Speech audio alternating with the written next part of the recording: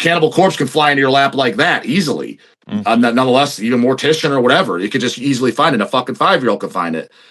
So social media to blame on that, and then just society as a whole is, dude, if you want to if you just want to grab a goddamn garbage can and just toss your cookies like no tomorrow, just puke up your entire goddamn day's worth of meals, go talk to any teenager of today.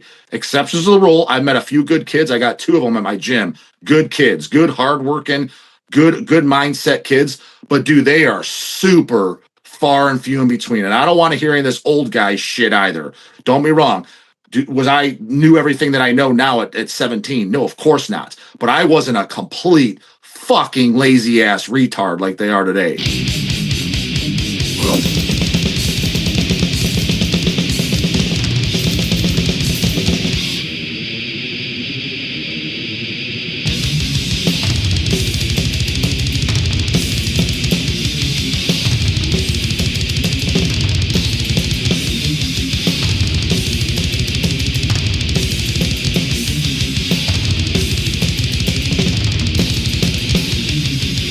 Greetings, Legion, and welcome to episode 265 of Into the Necrosphere. This week, I am joined for the first time ever by easily one of my most requested guests of the past 12 months. I speak, of course, of the almighty Justin Horval, aka J-Dawg. He is the host of the excellent Dead By Dawg YouTube channel. He is also a part owner of Hells Headbangers, a bodybuilding aficionado, a man who knows his metal, and a fucking champion's champion. He and I set the world to rights for about an hour and a half. It is everything you expect and more. It's coming your way very shortly. But first of all, we need to slap on some mood music. And who better to set the mood than the great Paul Ledney and Profanatica, taken from their upcoming EP, Wreathed in Dead Angels. This is a track called The Sixth Hour.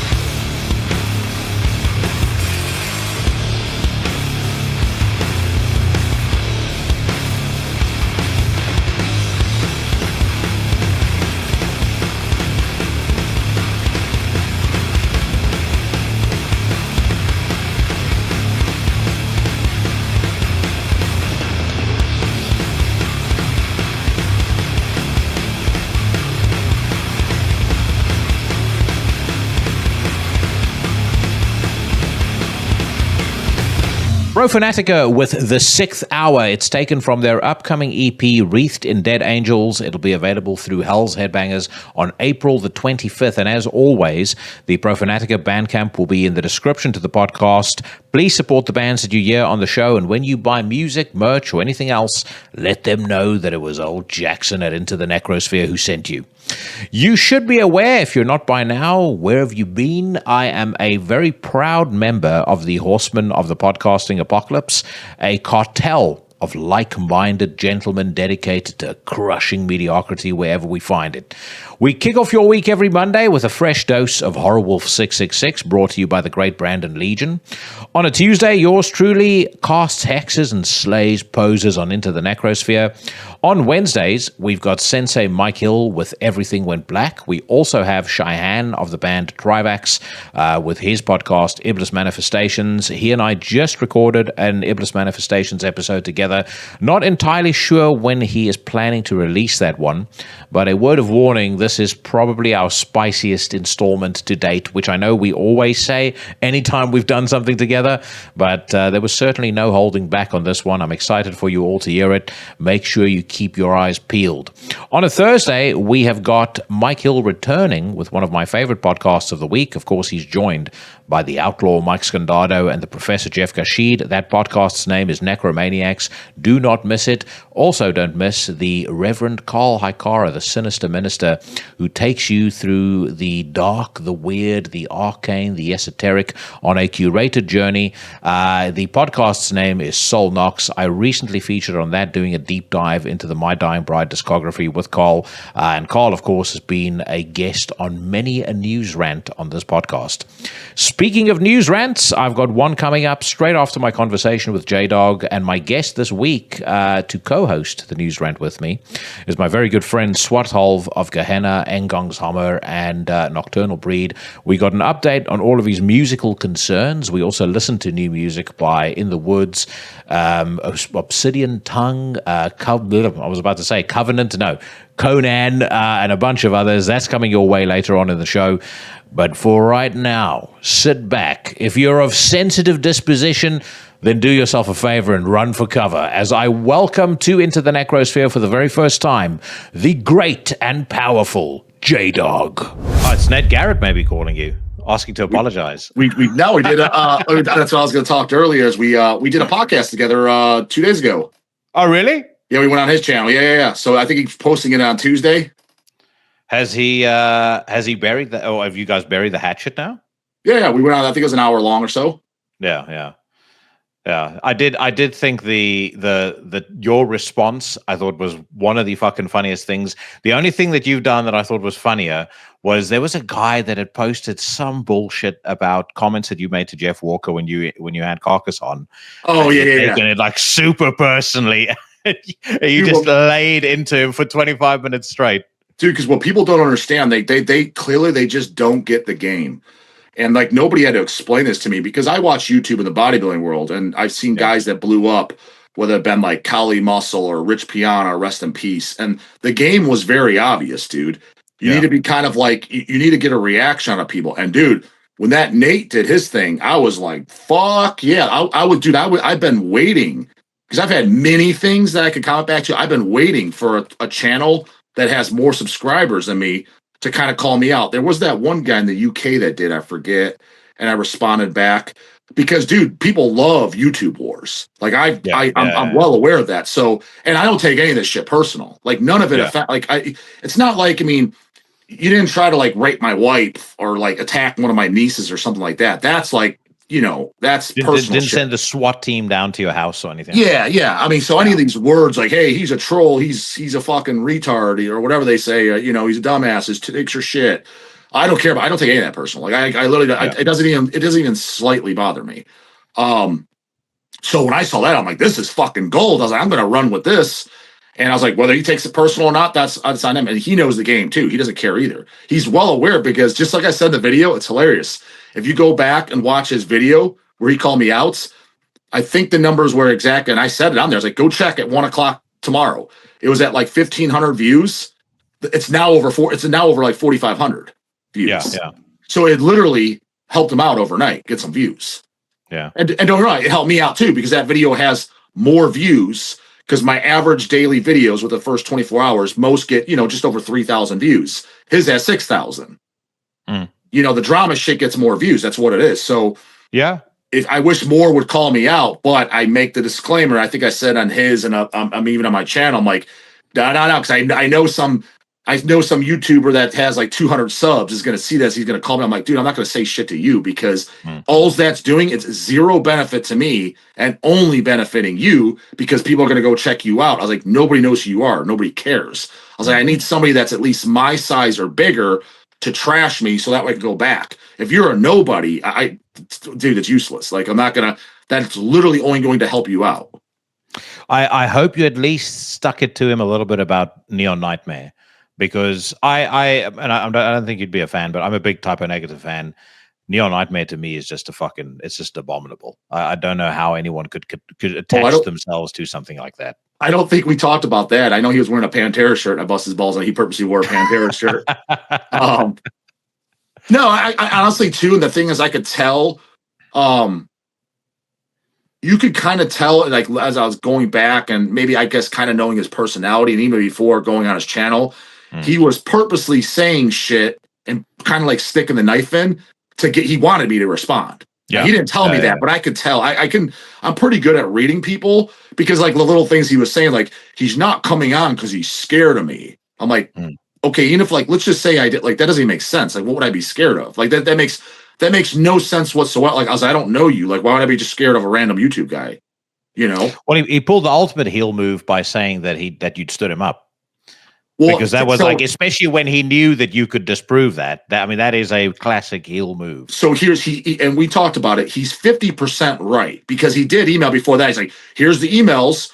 We did talk about doing something, but I didn't leave him high and dry. I canceled on him because we were running a sale at the time, and we had literally, like I said, I managed, like I was telling you earlier. I don't know. Are you just going to edit out the first 5 minutes we did, the first one, or are you just going to edit this together, or what? I think that's going to be a little fucked, that, because as I said, it kept stuttering. So, I want to show you off in the best light possible. We'll get back to Hells Headbangers in a okay, cool. So, but with him is what the fuck part was I saying about with him? You guys were in the middle of doing a sale. Yeah, exactly. So I replied back to him. I was like, dude, I'm not going to be able to make it. Because we were legitimately doing a sale, and I was telling you the earlier part that I guess got cut off. You can't use it, which I'll choppy the audio. Is I manage all the shipping. Like, that's my primary duties. It's not fucking YouTube videos. This is just extracurricular. Like, again, I'll say, in the three owners is me, Eric, and Chase. We started the company day one. We each have 33.3% shareholder. Like, we own the fucking company together, right? Like, we didn't sit down like, hey, Justin, you should start a channel. I remember I sent them the video like 2 days after I did my first video. So, hey, just a heads up, I started my own channel. I was like, since going on Craig's Hellcast and helping him out, people have been asking him. I was like, whatever, we'll see how it goes. I was like, I'm going to try to do a video every day, and whatever. Maybe people will care, maybe people won't. I sent the link. Neither one of them, it was through WhatsApp. I just sent the link. Neither one of them even replied. They just didn't say anything. So it's not like we sat down and talked about it. So my main duties, and that's not only, I do all the emails too. I do all the fucking emails that come in through Hells. I had to cancel on him. I was like, I can't make it, dude, because I can't justify going on. I was like, I have to get this shit done. I was like, we're literally like 20 hours behind. Now, I didn't go into details. I just said I can't make it because, backed up with orders. So he is right. We did talk about doing it or something like that. But I was like, but dude, you said I was no call, no show. Like how we had this set up 4 o'clock my time. And I said nothing to you. I didn't say I wasn't coming on. Remember you were saying like, hey, maybe I should have sent you a reminder. I just came on at time, right? It's like, if I didn't show up at all and you email me and I don't reply and it come tomorrow morning, just nothing. That's no call, no show. That's leaving you high and dry. Yeah. That's what he was saying in his initial video that I did. I'm like, whoa. I was like, I don't remember you email me. I mean, keep in mind, I get literally over 100 emails a day, like literally well over 100 emails that I reply to every day. So I don't fucking remember. And that was the honest to God's truth. I didn't remember him emailing me. People do all the time.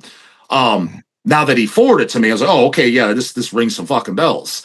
But I was like, I didn't leave. Okay, but you left the fucking main part out. I was like, I didn't stand you up though. I didn't leave you high and dry. You're just butthurt that I canceled. Yeah. I was like, we could have rescheduled, because when I canceled, he never said anything since. I guess he just puff and puff, fuck this guy. I'm like, well, whoa, dude, like, dude, that's what led to me. You know how I do the paid questions? Yeah. Send me $10. I didn't do that as a money thing. The reason I did that, dude, is because people were literally emailing me, dude, what the fuck? You're a fucking asshole. I asked you a question, like in the comments, you never answered me. I'm like, whoa, bro, I can't guarantee that I'm going to see it. Like, put it to you this way. Let's say I viewed the comments every day, which I don't, but let's just say I did every day. Okay, I did for that day. What if you left a comment 2 days later? I'm not going back to each video. I have a video every fucking day. So I may not have saw it. Hell, I may just thought it was a stupid question I'm not going to answer. I was like, I'm not obligated. I'm already giving you a free fucking video every day. I'm not obligated, gun to my head, to answer your dumbass.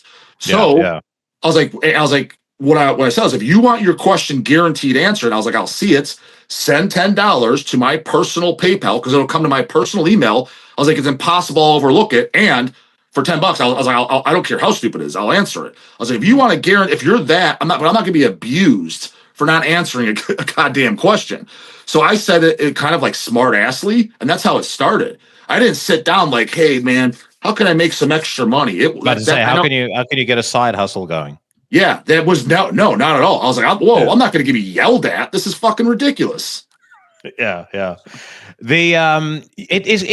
It's pretty wild when you go back and you watch the earlier videos, like how you relaxed so you started really relaxing and sort of, I guess, fitting into your own skin in front of the camera, because I don't think people realize how fucking difficult it is to stare straight into a camera by yourself, talk without ever pausing, without ever cutting, you're not editing. It's not like the way you do videos is kind of the same as me. I don't cut videos together. So you're never going to see these things where, I speak too quickly, first of all, that I can actually do it properly, but it's, you're never going to see these super cut videos where, my face is big and then it's small and all this fucking dumb shit.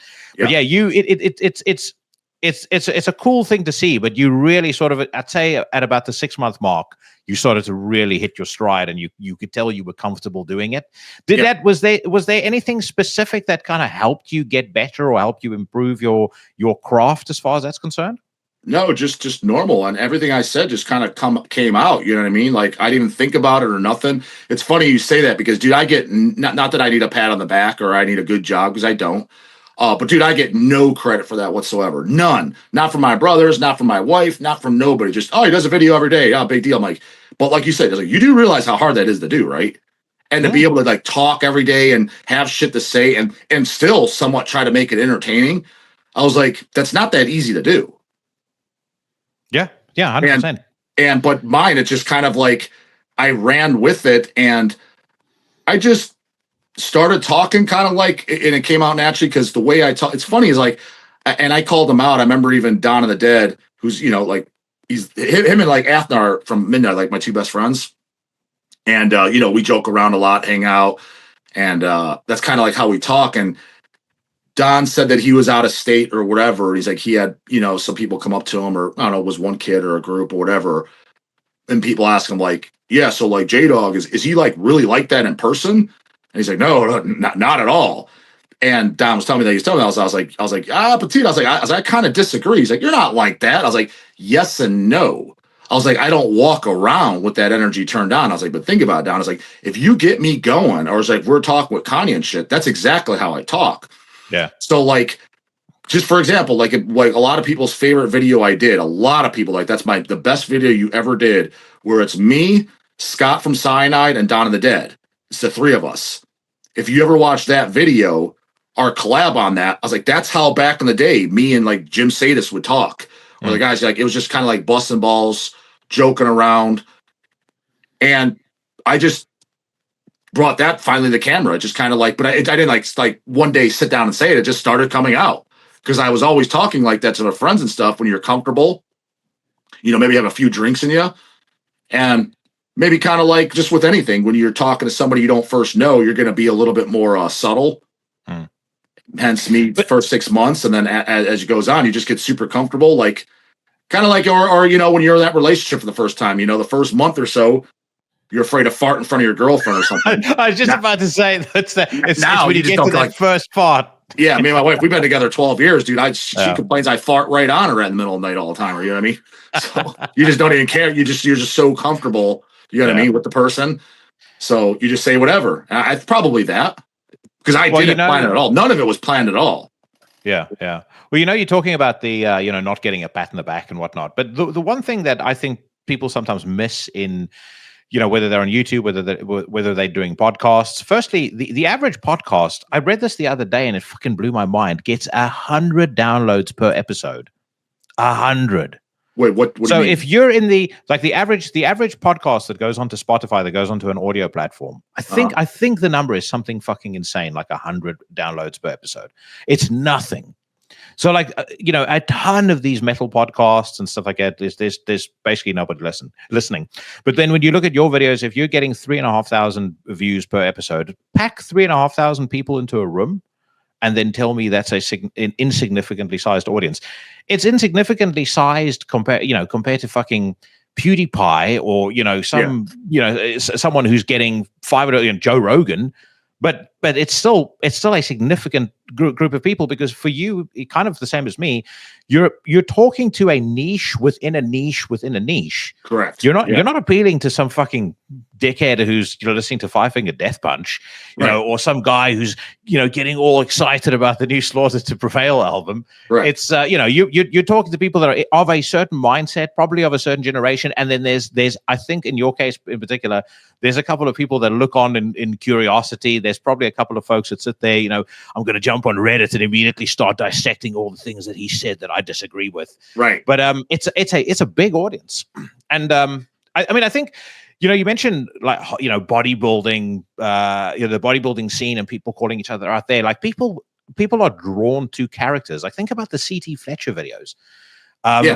He's another one. Yeah. When I need a boost, I still go and watch those videos.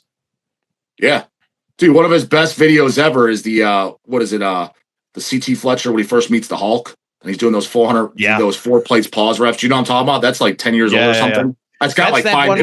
What does it got? 5-10 million views, something crazy. But it's impressive as fuck. The guy's using 405 like it's nothing. I mean, you'll never see a person in your life do that. Like any gym you go in, I promise you, no one in there could do that. Like nobody. No. Did you ever see that CT Fletcher documentary, My Magnificent Obsession? I'm pretty sure. Is that the one right after his heart attack? No, this was it? I'm trying to think. I don't think so. I definitely saw one. It is. Yeah, it is. No, I'm a CT fan, man, for sure. I know I didn't keep up with them too much, but I like CT. I like Cali Muscle. Now Cali went off the deep end. He's really talking out of his ass now, but I think he does that.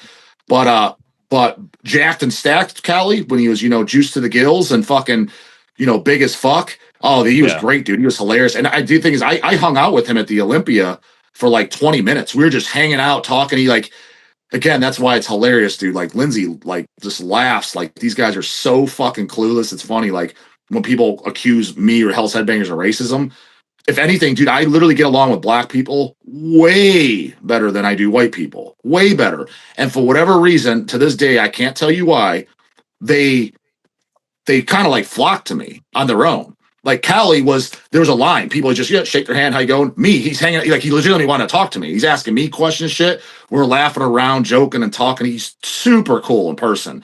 Super fucking cool.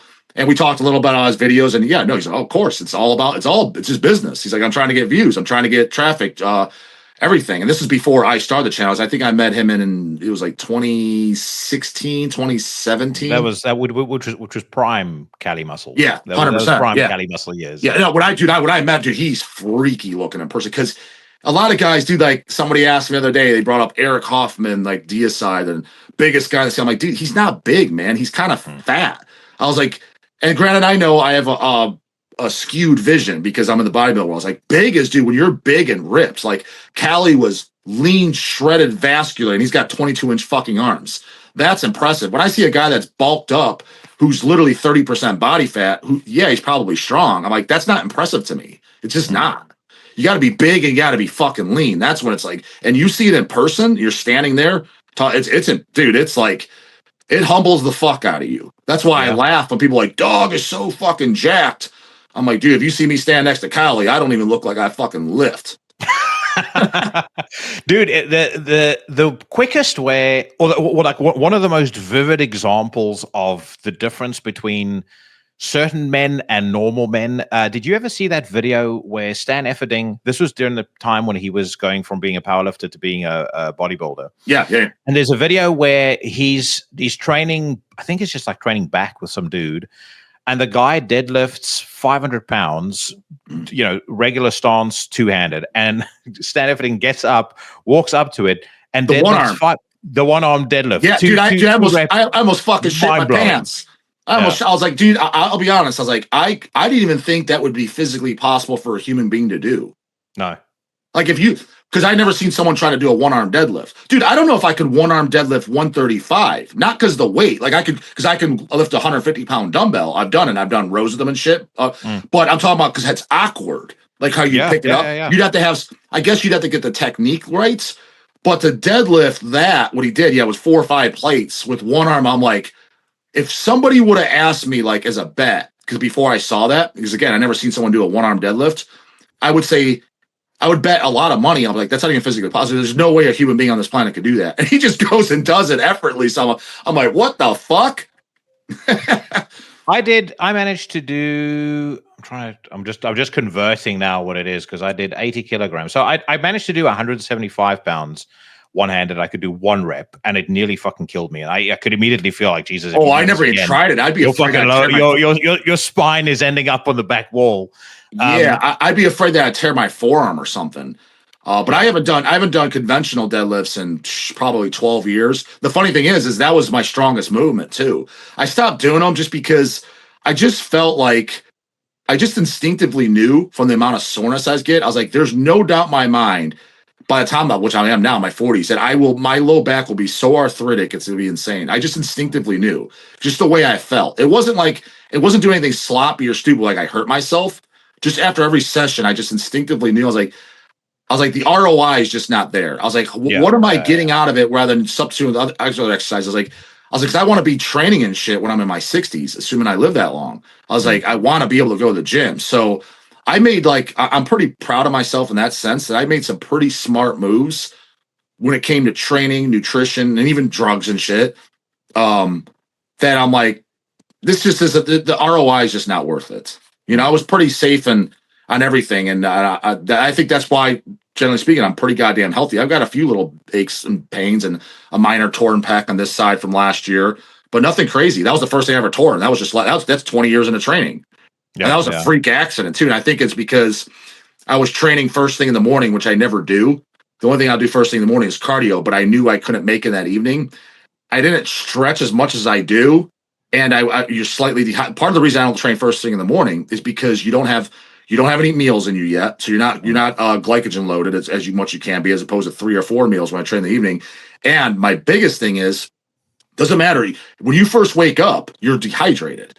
That's why your urine is the most yellow. Your urine should be when you're fully hydrated is when your urine's clear. By the time I get to the gym, it's pure clear. So when I went first thing in the morning, I'm dehydrated. I was rushing too, so I didn't do my normal stretches. I just did it half-assed, and because it was on the closed grip bench, and it was with only 235, 2 plates and a 5 each side. And for closed grip, I could do that for 20 reps. Routinely, like no problem. It tore on the 12th rep. It just popped, and I'm almost positive it's because the stretching and the dehydration. So it's like, fuck, it wasn't even in my normal habitat. Otherwise, I would. Other than that, I've never torn anything, and it's just a tendon. It wasn't like it was a full rupture or anything like that. Like I didn't have to get it surgically reattached. Now, granted, I have a big ass dent. If I flex, if I hit like a front like most muscular like this, you can see there's a big dent. Like it's actually, it balls up more to where this pec looks bigger than this side, because it's like, I guess where it just sits on top of the tendon. But if you're just sitting there relaxed, you can't tell at all. But if you hit a shot, anybody like, oh shit, okay, yeah, I can see it. Like it's you can see it. It's about to say, if you're ever on stage, you just say, catch me on my good side only. Yeah, so that's what I'm saying. You would see it. If I was guess, that's part of the reason people I was like, oh, you would know it immediately. I was like, oh, you guys had a torn pec. Have you ever competed? No, and then the reason why I never did was because my goal when I first got into this was I never looked at amateur level. I always looked at the pros. And my favorite physiques of all time is Sean Ray, Flex Wheeler, Lee Priest, and Phil Heath. Those are my favorite physiques. Yeah. And I'm looking, don't get me wrong, I was a big fan of, Dorian, Jay Cutler, Ronnie Coleman, all of them. Even today's guys, Nick Walker, Hadi Chupin.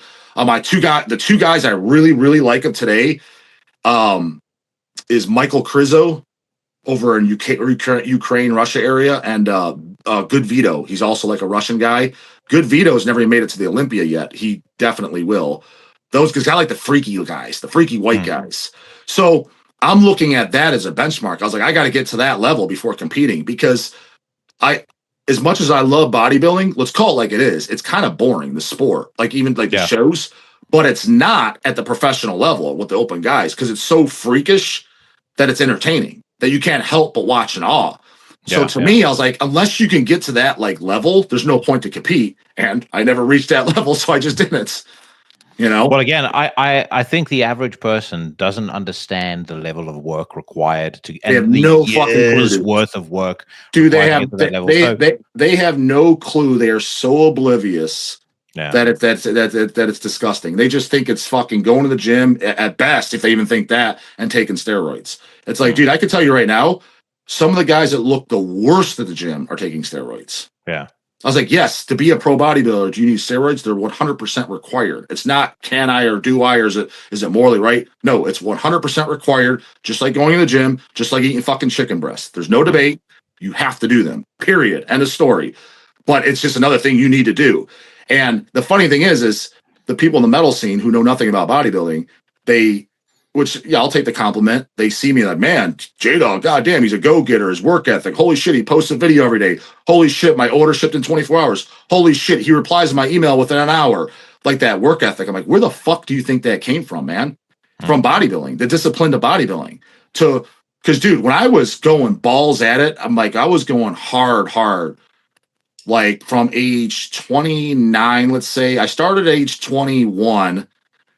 29 to about 35, I was pushing hard, like really hard. I mean, I'm talking, when I say hard, there was no such thing as miss a meal. And when I say not miss a meal, like my second meal is at 11 o'clock, right? Not 11:01, not 11:02, 11 a.m. Beep, the watch goes off, eating around the clock, and every 2 hours, boom, boom, boom, boom, boom, boom. I was even got to the point when I was getting my heaviest, my alarm clock would go off at 2 a.m. and I had a pre-made shake with oats, fruit, protein powder, raw eggs. I forget what it was, all blended up. About 60 grams of protein, 100 grams of carbs, and another like 20 grams of fat. I think there was like some natural peanut butter in there. Whatever it was, it's in my fridge, because I have a fridge right next to my fucking bed. Literally to this day, I don't do the nighttime meals anymore. And 2 a.m. would go off, grab it, because by the night I got to kind of take a piss, pound it, take a piss, go back to bed. All around, I did that for years straight. Never missed a meal, never missed a workout, never missed a morning cardio session. Not one. My brothers hated me because, dude, at 4 o'clock is when I leave to go to the gym.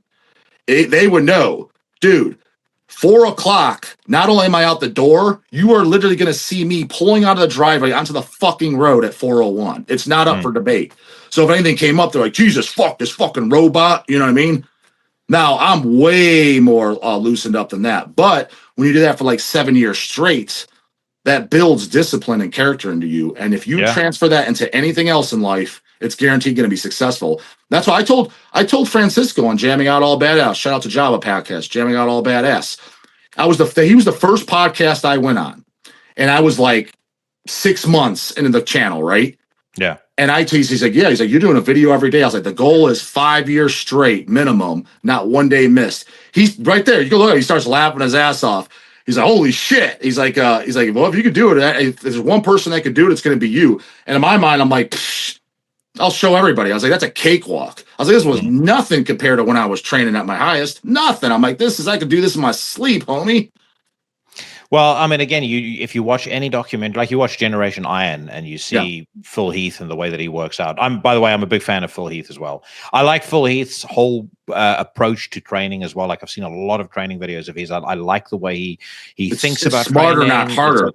Yes. Yeah. But yeah, you watch the amount of work that he had to put in to look the way that he does. It is There is practically no sport on earth where the workload, the demand on your time and the demand on your discipline is that intense. No, because it's 24/7. You can't turn it off. Yeah. You even have to be worried about your sleep. Like, you have to go to bed. Like, that's nothing, dude. I had a bedtime. I still pretty much have a bedtime, but I'm not as strict. It's like, I'm in bed at this time. No debates. No, there's no wiggle room. None. Zero. You know, no partying, no drinking. Dude, I went like 10 years fucking straight. In 10 years, you could count how many beers I had on one hand. Yeah, yeah. Yeah, now I have a little, it seems like I'm drinking like once a week. When I say drink, like 3 beers, because my wife likes to drink. So, you know, hang out with the wife. Like, I did a live podcast last night. I don't know if you saw that. I was with Brian Baxter. I saw it's up, but I was out today, so I had a few beers and wife's there, you know, things like that. But yeah, dude, you flow back to when I was really. That's why I love when people come to me now. I was like, dude, I ain't doing half of what I was doing back then. I'm retired at this point, man. I was like, but I still love, like, I love the gym. Dude, I don't even train for the physical anymore. I train for the mental. It's my mental clarity. Well, the thing is, if you're in if I think about my day job is very, very high stress. It is an extraordinary amount of work and it's very long hours. I have to have that something at the beginning of the day that gives me a sense of achievement to get myself in the right mindset. That's why I do, dude. I start every morning off with cardio every morning, 7 days a week. And the reason is it's nothing to do with, I mean, granted, yeah, it's great health benefits, whatever. It helps keep you a little leaner. It's for the mental. It's 100% for the mental. I was like, if with the days I miss, I'm less productive. Yeah, agree. Less productive. I'm exactly the same and way. I try to tell all these lazy fucks, you know, in the metal scene that I'm trying to help them out. I'm like, dude, this sit around and smoke weed, dumb shit. I was like, that's for fucking losers, man. Straight up fucking losers. I was like, you guys, and no wonder you're depressed and you're miserable and you're bitching about this and that, and you're worried about Orange Man in office and all this dumb shit, and you get upset by things I say, a complete stranger, mind you. I was like, you got the most bitch ass lifestyle of anyone I've ever seen. Pathetic. And then you think you're tough because you listen to metal. You listen to testosterone filled music. Why don't you act like you have some testosterone in your body, buddy? Why do you think, or let me maybe change the way to ask that question. When do you think that mindset crept into the scene? Because I do feel like if I go back to the early 90s, I mean, obviously your world is a lot more limited and we didn't have the internet or social media or anything like that. But I feel like in the last 10, maybe 15 years, I feel like that loser mindset, that loser mentality, that has become so much more pervasive in the scene. And I'm the same as you. It bothers the fuck out of me. I mean, even doing the podcast, I talk to Katie about this all the time. She's one of the only people that I have worked with that I deem to be a true professional. She's extremely good at everything that she does. She approaches it the way I would expect somebody in business to approach things. And again, I deal with it all the time. So when I'm on the other side doing this podcast, and I had a situation once where I messaged a guy who's known me for 12 years about getting somebody on the podcast. He says, great, send me the questions and I'll have him respond and send it back to you. That's lame as fuck. What the fuck am I supposed to do with that? Am I supposed to come up with different voices to imitate the interview? It's like it's silly little low IQ shit like that, but it's all over the place. It's you constantly deal with it. I have a theory about it. But I don't think it's limited to the metal scene too. I think it's worldwide because you see everybody's laser. I think it's social media, dude. I think it's these fucking phones. Yeah, because everything's easier now, dude. I mean, for fuck's sakes, they're making cars where they're self-driven. I don't want a car to drive me. I want to drive. But for fuck's sakes, I mean, like I said on my channel before, and I stand by this, dude. I wish technology was completely cut off about the year 2005. Completely no advancement from there. Because don't be wrong, I like technology. I don't want to be riding around in a horse and buggy. That sucks dick. But it's gone too far because everyone's so fucking lazy, dude. And the reason why I don't think it's limited to the metal scene, that's why it's. But to answer your question for the metal scene, all these fucking limp dick, fucking flaccid cucks coming in is because social media, you can access it all. It's on Facebook, it's on Twitter, it's on Instagram, it's on all this dumbass shit. So all the normies can find it much, much, much easier. YouTube. I mean, Cannibal Corpse can fly into your lap like that easily. Nonetheless, even Mortician or whatever, you could just easily find it. A fucking 5-year-old can find it. So social media, blame on that. and then just society as a whole is, dude, if you want to like if you just want to grab a goddamn garbage can and just toss your cookies like no tomorrow, just puke up your entire goddamn day's worth of meals, go talk to any teenager of today. Exceptions to the rule. I've met a few good kids. I got 2 of them at my gym. Good kids, good hardworking, good mindset kids. But dude, they are super far and few in between. And I don't want to hear any of this old guy shit either. Don't be wrong. Was I knew everything that I know now at 17? No, of course not. But I wasn't a complete fucking lazy ass retard like they are today. Dude, I can't even. Did you hear my McDonald's story? My fucking rant when I took. I did, yeah. Yeah, she literally didn't know what sweet and low was. Like I was speaking Japanese. I was like, you, in my opinion, do not deserve to live on planet Earth if you are that fucking dumb. You just don't. Yeah. And it's because it's these phones and this is their brain. No, fuck, dude, go into a McDonald's and fucking give them have a bill, pay them in cash. If the bill's like say $12.48, give them a 20. They can't do it without typing it in the fucking register. You can't do that simple math. You're at 1248. You can't do 752 in your head. Like what the fuck? I mean, do you have any use whatsoever? Because without their phone, they can't do shit. Yeah. Now that's my theory. That's not written in stone. Well, I think that's definitely part of it. I think the other thing, especially on the male side, and this leads into another question I have for you about bodybuilding. But I do think because you and I are almost the same age. I'm turning 45 next week. Mm-hmm. But when we were growing up, guys, when I was like 6, 7, 8 years old, the dudes that I had up on my wall, people that I idolized. Arnold Schwarzenegger, Dorian Yates, Bruce Lee, like they were the posters all over. Yeah, fucking men, fucking men, exactly. Men. Yeah, and I've kind of been joking about this for a while, like all the way back in the early 2000s when I first moved to the UK, and I was like, people are, kids over here are following these fucking nerdy footballers and soccer players and stuff like that, and it's like, this is these aren't proper heroes. This isn't like a guy that you look to, that you aspire to want to be like, really. They make a lot of money and stuff like that, but they're not manly men. They're not action heroes. Cobra was a fucking action hero. Right. The fact that's not there anymore, I honestly think has created I think it's created a vacuum. It's at least affected people's thinking. Like, what do they don't aspire to anything, or they don't aspire to anything, to be anything productive. And then you've got social media that's created such a gross sense of entitlement that they think that every fucking inane thought that comes out of their head, they should be entitled to put that out into the ether, receive absolutely no blowback or criticism for it, and it should count for as much as everybody else, even people that actually know what they're talking about. So you get that with politics, you get that with music, you get that with everything. People airing opinions, believing that my opinion is as valid as yours. It's like, well, not really. Talk about bodybuilding. Like my opinion is not as valid as as Phil Heath or as Flex Wheeler. Correct. Exactly, dude. You're like, for example, it's hilarious you say that, because I say all the time, like, people that leave stuff in my comments, I'm like, dude, I'm sorry, I'm more valid than you. I'm sorry, but I am. Now, not in all cases, I have no problem when admitting somebody's above me. No, I do it all. I don't care if it's physique wise. I don't care if it's metal knowledge wise. There's guys in the metal scene, I'm like, their word is more valid than me. I've seen their collections. I know their metal knowledge. They've been in it before me. They can school me. But with some fucking goddamn wank is going to come over here who's 17 years old, listen to Tomb Mold, and he's going to sit there and tell me dude, shut the fuck up. You don't even get an opinion. Like, your device should blow up when you type because you don't deserve an opinion. You're not.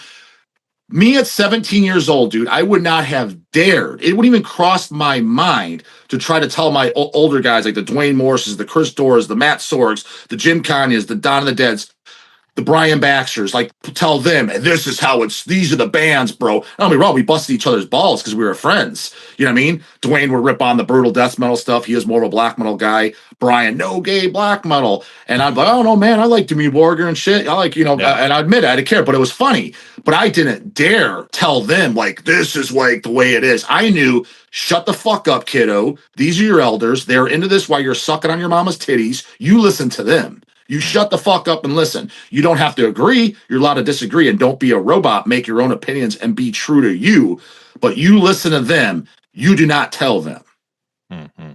That's how I grew up. I always thought that, dude. And that's why I always, I found out about demos and shit so early on because I only looked up to guys that were above me, ahead of me, into this longer than me. I didn't give a shit about some hoagie that was in this the same amount of time or less. What the fuck am I going to learn from this fool?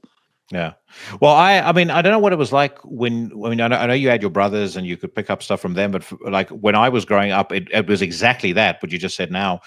I was the only person in my year at school, and I didn't know anybody younger. So I discovered music. I would go out and read Metal Maniacs and go, okay, this band looks cool, or this band sounds interesting, or I'd get a compilation. I'm like, this band sounds awesome, this band sounds awesome. But you'd always have to go out and you'd always have to go and seek out the older guys, the older heads, and go, hey, have you got this album? You know, can I check this out? So you, again, it's like you were saying, you sort of defer to their superior experience.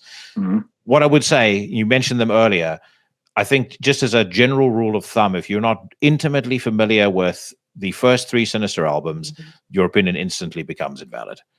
On Death Metal does to me, yes. 1000%. Yeah. If you don't know Cross the Sticks, Diabolical Summoning, and Hate by heart, then I don't want to hear anything that you have to say about Death Metal. I don't want to hear anything you have to say. Yeah. Maybe you know something about me. Hey, maybe you're a plumber and you can fucking fix my toilet. Great. I'll listen to you all day on that. But when it comes to Death Metal, your opinion is completely fucking invalid. You know what's crazy? Like, I've often, whenever I listen to those records, which is a lot, I often think, how the fuck did they not become a big, like, how do they, because they did throw it all away. Aggressive Measures is a decent record, Creative Killings is okay, but I remember seeing them open for Cannibal Corpse on the Gore Obsessed tour, and I was excited about seeing them. It's the first time I was going to see them play. They were so boring, it was horrific, and I was thinking, like, this is the same band that did Leviathan. It's funny because I didn't see it I didn't see it at the time, but I saw a VHS tape. My good buddy Dwayne Morris, you know, is known as, his collection's huge, and he had a lot of VHS tapes. And I remember when we were like teenagers, he wasn't a big Sinister fan for whatever reason. He's like, I just didn't really get into him. He likes a lot of black metal. He likes some death metal. But anyways, he had a bootleg VHS for whatever tour it was on. Maybe it was the Cannibal Sinister, but it was like, I think it was just Diabolical. I don't even think Hate was out yet. It was Diabolical Summoning.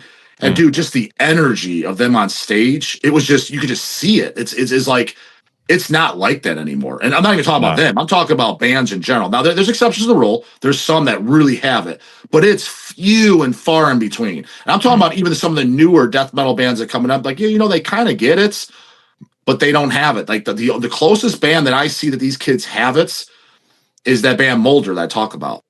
You know, I think that it's a good band that writes good songs, good image, younger guys that get it. I think a big part of that reason is because they grew up around older guys like I did. Their older guys were like the guys from Cardiac Arrest, the guys from Cyanide, and they knew shut the fuck up and listen, and that they got it. But they have a good live energy, not Sinister, but the next, as far as newest bands, the best that I've seen. And there could be shit that I haven't seen, but I just remember seeing that because I remember even seeing like that I saw on YouTube, like Morbid Angel live 1989 when David Vincent was, you know, new to the band. Just the energy, you could just see it. I was like, dude, it's just not like this anymore. It's just not. Like, it's obvious as fuck. The crowd, the band themselves, like you could just feel it. Well, watch Deicide, and like there's tons of clips of them, like 1990, 1991, 1992. I mean, that was just, it was ferocious on a completely and utterly different level. And 100%. It was funny hearing you talk on today's video about truly hateful death metal. Yeah. Glenn was the most convincing frontman, especially in my, I mean, I like everything. I like a lot of Deicide albums. I feel like they dropped off a little bit after Once Upon a Cross, like Incinerate Him. All the albums had like one or two good moments. Then they started to pick back up again. The last couple of albums, again, I'm a bit lukewarmer, but I'm obsessed with Deicide, Legion, and Once Upon a Cross. Yeah. And on Deicide in particular, the fucking shouting and the screaming, like everything feels so fucking unhinged on that album. 100%. And that the thing is, as far as that feeling that hatred and that aggression, I'm sorry. There's, as far as bands that start in the last 5 years, again, there maybe somebody I haven't heard, but the bands I have, there's nobody doing that. Nobody. Now I know some fucking lame is gonna put in the comments such and such war metal band. I'm like, dude, you don't have the hate, you don't have the emotion. That now I'll give you, it's extreme music, but not it doesn't have where it gives you goosebumps. It gives you like it gives you an emotional response. That's the best way I can say it. Like you put on some lame fucking war metal. I'm like, it sounds noisy. It sounds cool. I mean, it's extreme. You know, I was like, I can't tell these songs apart for shit. But I was like, there's certainly not an emotional response at all. No, don't get me wrong. I'm not saying everything does. I'm not saying goddamn Incantation does either. But that was just brutal and awesome. So. Well, that was a problem that death metal had for a period of time, is the music started to focus so much on just blasting chaos and brutality that you started getting to a point where you could listen to an album and the album sounds okay, but it's never going to be a record like Legion where you can, instinctively, that's Repent to Die. Yeah. That's Holy Deception. You can pick up those songs within like you should be able. I've said it in past videos is. Right around, give or take, it's not set in stone the year, but it was right around 2005. I got very, very disinterested in like the brutal death metal stuff. And again, I like that genre, but it was becoming abundantly obvious that everybody was just trying to be the most brutal and extreme, but they had no songs. Yeah. I was like, you don't have songs. I can't name you any of these goddamn things. None of these stand out. That was my biggest problem with war metal. Don't get me wrong, dude. Conqueror's first release is fucking awesome sounding. You're like, this is killer as fuck. But everything following that and Revenge and shit like that, I'm like, I can't tell any of this shit apart. You know, Black Witchery, I think they sound great, but it kind of blurs together. So I think the brutal death metal, grindcore, gore grind, the war metal, I'm selective on it because I was like, dude, you guys aren't writing fucking songs. You're just being extreme to be extreme. You guys just put out a really good album by Genocidal Rights, that genocidal upheaval of subservient Abrahamic law. That is fucking brilliant. That's the real deal. And they also have some of the best song titles ever. Nuclear Devastation at the Gates of Mecca. As soon as I read that, I was like, it's funny. I gotta give it a couple more. I gotta give it a couple more spins because I remember when J-Dawg sent over to sign it. I was like, yeah, sounds cool. I was like, it's up Hell's Alley. It's up Hell's Alley, but it's nothing that blew my socks off. And I was like, yeah, I was thinking about signing this, just giving all his takes. I'm like, yeah, I mean, fits the bill. But I actually haven't listened to it since. But I haven't sitting down and given a full chance, like, because one of the bands he sent over to me that he was interested in signing, I'm like, this I fucking love, was the band Pharmacist. When they did Medical Renditions, their first album, and he sent it over to me. He's like, I'm going to try to sign this band. He's like, this is the best Carcass worship band I've ever heard, and he knows I'm a big Carcass fan.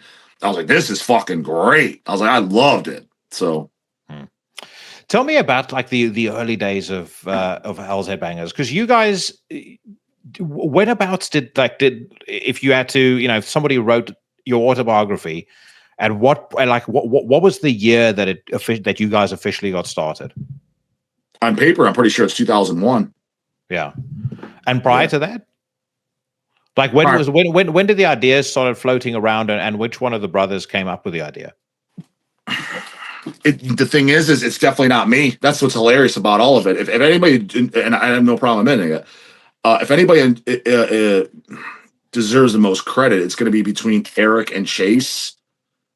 Eric was definitely the creative person behind it. Chase was kind of like, for lack of better words, I don't know if he sees this, I don't want his head to explode, the brains behind it, because he understood. He's just a smart. Chase is very book smart. I would say I'm pretty street smart, but definitely not book smart. As you can tell, I misspell words and shit and say shit long. So that should be obvious, right? You're very quick on your feet, mate. Don't sell yourself short. So I think it was kind of a discussion that they were throwing around again, because I was a little younger when they were talking it. But the first thing the name came from, again, I wish, not that they wouldn't do it. I maybe people have an offer, but I tell guys, like, even like, for example, my fest, Dead by Dawg, and June 20th, we're doing an open house at Hells Headbangers. Like, come to the warehouse, shop the day before, because tons of people are saying, hey, I want to come by the warehouse because I'm coming out to the show, out of state people. So, and I told Eric and Chase, and they're like, they'll be at the shop. So what I hope is that they would sit down and do something like we're doing now and be asked these type of questions, because I'd be curious what their answers are. I'm just going off memory. And like the name, from what I remember, came from Eric in his high school when he took up graphic arts, and he really got into the because I took up graphic arts too, but I got into the printing side, the grunt labor.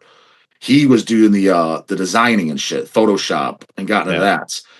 And so obviously what he was doing is he was a lot of the photos and stuff we took at shows. He was making, I don't know, collages and shit of them just for school projects. You had to do a project, so he's doing metal shit, right?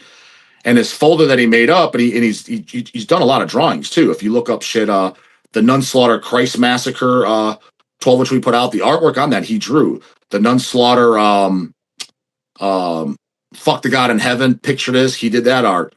The Manticore split with who's it with? The Manticore 7 inch we did. He did that artwork. There's a bunch of pieces he drew all the artwork for.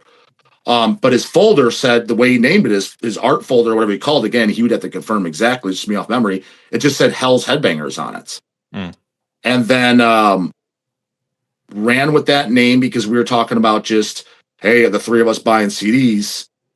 At that point, it was maybe we were buying records too. Yeah, I probably just buying some LPs.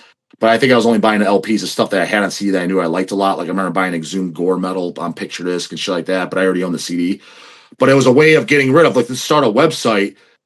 We're building up between the three of us a bunch of CDs that we don't like, because back then you had to buy shit. You couldn't check it out. Yeah. And we took really good care of our stuff. Like, you know, it was blasphemous. You don't even handle the bottom of a CD. Anytime I saw someone's personal collection, if it had fingerprints on the actual disc, it's like, what are you doing, dude? What kind of instant red flag? Instant red flag. Yeah. That to me just, dude, you need to have fucking branded in your fucking forehead, retard, like Glenn Benton with an inverted cross. Like, who handles the bottom of their discs? I'll say, I've never in my life done that. Like, you look at any of my CDs, none of them have fingerprints on them. You look at any of my vinyls, none of them have fingerprints on them. I was like, you handle the sides, dummy.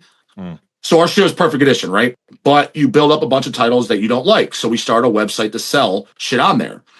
And then, I mean, a couple months in, 3 months in, 5 months in, maybe 6, I don't remember exact time frame. We're going out back 25 years ago. We said, well, most of the three of us, we like most of the same bands. Nowadays, not so much. We accept the stuff we grew up on. You know, if the new Deicide was coming out, all three of us were buying it. Like, we didn't share. There was none of that sharing shit. Hey, fuck you, get your own, that type of shit, right? Cannibal put on a new album, all three of us buying it. Mortician put a new album, all three of us buying it. Sinister put on a new album, Aggressive Measures, all three of us bought it. That type of shit, right? So it's like, we're already buying 3 copies for the same household, which is asinine as fuck when you think about it, but it's kind of cool thinking about it too. So it's like, why not contact these labels and stuff and buy like 6 of them, but get them at a wholesale rates and get our copies instead of paying $12 for them or whatever. I'm just throwing out numbers. Instead of $12, get them for $8. Our personal copy only costs us $8, so we got cheaper. The rest, sell it. So we'll pay for our personal copy, and then the others sell on the sites, mark them up to $12, $13, whatever.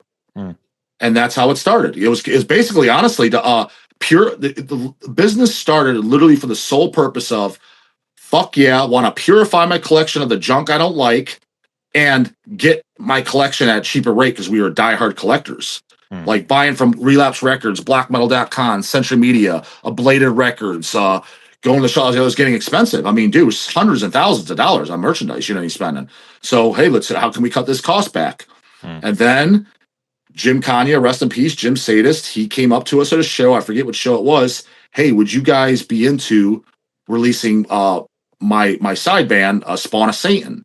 It was a split. We're going to be a split release between Spawn of Satan and Bloodsick. Bloodsick is pre-Solus. It's their demo. I'm going to do a split CD. Now, to this day, I have no idea why he had the idea to ask, because we weren't doing a label. And now I don't know if he asked because he didn't understand what we were doing. Like, maybe he thought these guys are trying to start a record label, because knowing Jim, I could totally see him thinking that. And he's like, well, they're just trying to start a record label. I'm going to ask, ask the guys. Because, we were friends at that point. And when we said to him, well, we don't really know anything about that. Like, what's that entail? Like, what do you do? He's like, I press some CDs. I could show you the plant that I use and just send you there and what the forms you got to fill out and stuff. He's like, it's not hard. He's like, I'll show you. And look, how much that costs? He's like, well, generally speaking, you're going to press 1,000 to start with, for an underground band. You're just going to press 1,000 CDs. And he's like, how much that costs? He's like, give or take $1,000. He's like, no more than $1,000, especially back then. It might be $800 to $1,000. Yeah. So we're automatically, we're like, what the fuck? 1,000 CDs, 1,000. Like, well, what do you get out of it? He's like, well, you give the band a percentage. He's like, since it's a split, 10% to Spawn of Spain, 10% to Bloodsick. So that's 200 CDs you give away. You have 800 remaining. They're all yours. So we're already like, well, dude, $1,000. We have 800 CDs. That's just over $1 a unit. Sell them for 10. This is a no fucking brainer. I'm like, and $1,000 because we all had jobs then. I would have been like 15, 16 at the time. I was like, well, each one of us could easily come up with. I have over at 15 years old. I had over $1,000 in the bank account, well over that, just from saving my job. To me, that's why I love these kids. I can't make it to a show. It's dude, get the fuck out of here. You're a grown man saying that shit. That is pathetic. If you're a grown man and you think $1,000 is a lot of money, I'm sorry. You're pathetic as fuck. If you're a grown man who says $1,000 is a lot of money, but you smoke. And you do all some other dumb shit, then dude, that's even worse. Dude, it blows my mind. A lot of these guys do this too. Who in the fuck? Because I'm not a big drinker, but let's just say I was into drinking beer. Dude, you are the stupidest motherfucker alive if you go and sit down at a bar and drink beers. Like, it's a total ripoff. I mean, I can understand if you're meeting once in a blue moon, you're meeting up with a friend. But dude, go to the gas station or the grocery store and buy them. You're getting it for a frat. Why would you pay like 100% markup? Yeah. It makes no sense. Like, that's the biggest way. And those are the first fucking fools. They're going to pay $6 to $7 for a fucking Budweiser and tip the hot waitress $2 per beer. Basically paying $2, basically spending $10 a beer. It's like, you could have bought a 6-pack for that, dummy. Like, they're the first ones to say, I'm broke. I'd be broke too if I was doing retard moves like that. Yeah. No, but anyways, so we looked at like $1,000 for 1,000 CDs. I was like, we could each just come up with that, but between the three of us, $333. I was like, I'm looking at my wallet. I'm pretty sure I have that in my wallet right now. It was like a no-brainer. It's like, fuck yeah, let's do it. And that's how it started. And you guys came into, like, I mean, the business became a fully fledged business at a very interesting time in the music industry as well, because I mean, that's kind of when, you know, I think the Napster thing had already happened by that point, but, you know, music downloading and the changing way in which people consume music happened as well. What's kind of been your observation of how the industry has changed over the last 2 decades plus that you've been doing this, that it's been kind of your main focus? So I can tell you, you know, it's funny when it comes to music that is a lifestyle. That's what I tell people. I was like, metal music, so that's why I get, oh man, get me going. And on those rants, when people just come over and they say stupid shit, when I talk about my dress code or whatever, I was like, this is not just a style of music. This isn't a weekend warrior thing, dude. It's a lifestyle. And the only genres, because for example, anyone that listens to like Madonna or Britney Spears, they just like the music. Let's just say that. That's not a lifestyle. That's just something I put on the car because that's what I like to listen to. Whatever, right? Metal music, punk, hardcore, and I'll even go as far as die-hard, like classic rock guys that go into the underground classic rock. That is lifestyle shit. So, hence being in the metal scene, a lifestyle. I can tell you there's not too much that has changed other than the following. It was very obvious when we started up, vinyl was considerably less popular. Way less popular. Like, not even fucking close, right? So, vinyl really started to come back about, where you notice it booming probably about 2010, maybe a little earlier than that. Like, I love when these fucking UPS guys come into Hells Headbangers to drop something off. Oh, you guys sell records. Yeah, I heard records are coming back. I'm like, where you been, jabroni? They came back 20 years ago. Like he's in a loop or something. I'm like, God damn, Holmes, you're late as fuck to the game. But in the late 90s, early 2000s, they were dead as fuck. You know, if you look at it, dude, Deicide Surface of Light wasn't on vinyl. Cannibal Corpse Vile wasn't on vinyl. Lots of albums that were coming out, there was no vinyl version. Tons that weren't. Immolation, Here and After, that didn't come out on vinyl until the first vinyl pressing was Night of the Vinyl Dead. Dog owns it, of course. That was like late 2000s. That almost, 1996? It was hit or miss because it was just mainly CDs. And so we were ahead of the time for that when vinyl was low popularity. So when the vinyl boom hit, notice that. That's for goddamn sure. It's like, whoa, vinyl sales are way going up. And then another thing I remember noticing too was the cassettes coming back, because they were gone. Like, nobody was pressing cassettes. Nobody cared. I remember I told this story once too. Cassettes were so fucking out. I'll give you an example. Nunslaughter, I think it was the Radio Damnation, fantastic in the studio live recording. Highly recommend Nunslaughter Radio Damnation. Love that record. When that came out, I'm pretty sure it was that one, but I could be wrong. It was a Malaysian label that put out a cassette of it at the time. This is 2003, 4, something around there. And I was at Don of the Dead's house. He got his copies, and I see him sitting on a shelf, like 20 copies or whatever. That's what the band, the label sent him. Oh, you got a cassette? He's like, yeah. He's like, some Malaysian label wanted to put it out. I was just like, whatever, go ahead. He's like, what cassettes? Like, who the hell wants that? He's like, because over there, he's like, some of they like cassettes in the third world countries because they're really, really cheap, or at least they were, not anymore. They're nuts. So that's the format they'd buy. They were only buying it because it was cheap, because they're super poor over there. And he's like, I don't know what I'm going to do with 20 cassettes. He's like, in fact, he just takes the whole stack. He's like, just take these damn things. He's like, I don't even want them. He's like, what am I going to do with them? He's like, nobody's going to buy a cassette. And even I was like, all right, we'll put them on the website. We had a few cassette titles, like maybe 25, 30 titles, like, because nobody was doing cassettes. And they sold, like, you'd sell like 2 a month, like nothing. I was like, all right, we'll put them on the website. Yeah, nobody's going to want them. But I was like, they'll eventually trickle out the door. Put them on the site for $6. That's how nobody cared. So now cassettes, like everything gets pressed on cassette. Like, so that definitely noticed that difference. But outside the vinyl coming back to cassettes, honestly, dude, not much. And then people buy digital downloads, but you would think digital download takes away from physical so much. We're bigger than we've ever been. So didn't feel that. So it's like, other than those two things, dude, and then obviously the scene as a whole, all the Wimps coming in and all that other bullshit, I didn't really notice much. But again, I mean, I think this comes back to you guys and the audience you cater for and the audience you cater to on your channel. There are people that are they're drawn to this music because it's, like that saying about art you don't choose art chooses you. They're drawn to the music because of that. Like the moment that I heard, I mean, my turning point when it came to heavy music was when I was 9 years old. I was thunderstruck for the first time by AC/DC, and it was like a light bulb went off. I was like, this is the music that I'm meant to listen to. And all of the landmark albums after that, whether it was Metallica, Slayer, Deicide, every band that I came across that was a stepping stone in my musical journey. I discovered it by myself for starters, and secondly, I just knew this was something for me.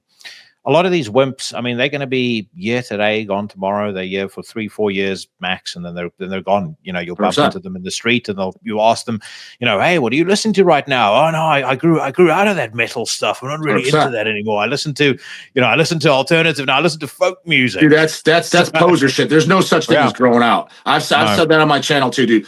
If you say you grew out of it, I used to listen to those guys. That to me right there, poser fucking homo identified. Automatic guaranteed, no doubt about it. Because, dude, what do you mean you used to like it? That's because if anything you're truly into, you don't get out of it. Because when you say I used to like Deicide, that to me is like saying I used to like pussy. It's like, you don't like pussy no more? What do you mean? Yeah. You don't stop liking pussy. You don't stop liking pizza. Did you used to like pizza when you were 16? Oh yeah, bro. Do you still? Yeah. No shit. You like it to the day you die. The stuff you truly like. You like it till the day you die. So don't give me that shit. You're never into it to begin with. There will never be a point where I don't hear the opening riff to Leviathan and go, feel that. You feel that same energy, that same fire. Let me ask you another business-related question. Is there anything over the last 25 years, 23 years, that you would have wanted Hells Headbangers to do differently from a business perspective? Like, is there one big thing that you go, if I could jump in my DeLorean and go back to 2005 or 2006 or whatever, I would have done this? Yeah, my initial dream, my initial vision that I got kind of outvoted / in my opinion, without saying too much, but pissing them off, non-go-getterness to make it happen. Because my initial vision wasn't to sign pretty much new releases. My initial vision was, let's put out the what we call the classics, the stuff that what we want, like re-release it on vinyl. Dude, I was talking about doing, no joke, in like, we're talking 2002, 2003, the Morticians, which we did do those. The Nile albums, all 3 Nile, those weren't on vinyl back then. Amongst the Catacombs didn't come out on vinyl when that was out. There's a picture disc, which I own it, of course. But there wasn't a vinyl version. I was talking about doing that. I was talking about doing Deeds of Flesh vinyls back then. That's when back then we were supposed to do Regurgitation Tales of Necrophilia. That was scheduled. That fell through because of Brian. He moved, and I'm not even gonna get all that. That's a huge long story. We eventually did it 20 goddamn years later. But I was talking about doing all the stuff. Centurions eventually did do that. Divine Empire eventually did that. But a lot of stuff that got snagged, which was my idea before any of these other jackass fucking labels were doing this, stuff that I loved and grew up on, whether it been from anywhere from 1985 to fucking up to that date, grew up on, and there was like, it's never been on vinyl, or if it has, it's been long out of print, etc., long gone, to put it back out. New bands, new signings, bare minimum. That was my vision. And I think part of it when I say the non-go-getterness, because they were, especially Chase, it's like you're the one that does the contacting. You contact the bands. I'm the one doing the grunts, the casing CDs, scanning CDs, shipping shit, going to the post office, all that shit. I was like, that's your departments. So we try to do back then. We try to do Sinister, Cross the Sticks, and Diabolical Summoning on vinyl. We tried to, and Hate. That was a vision. That was on my list to do. But his thing's like, oh, I don't have their contact. I was like, you have Facebook, dude. Hit them up on that. Or this might have been MySpace days. Hit them up on that. You have that. That's your department. Do it, man.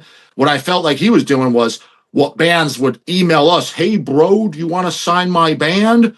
And if we liked it, kind of like, yeah, because that's just easy, low hanging fruit. To me, it's like, oh, it's just easy. It's right here. We're already contacted. No, put some fucking elbow grease in.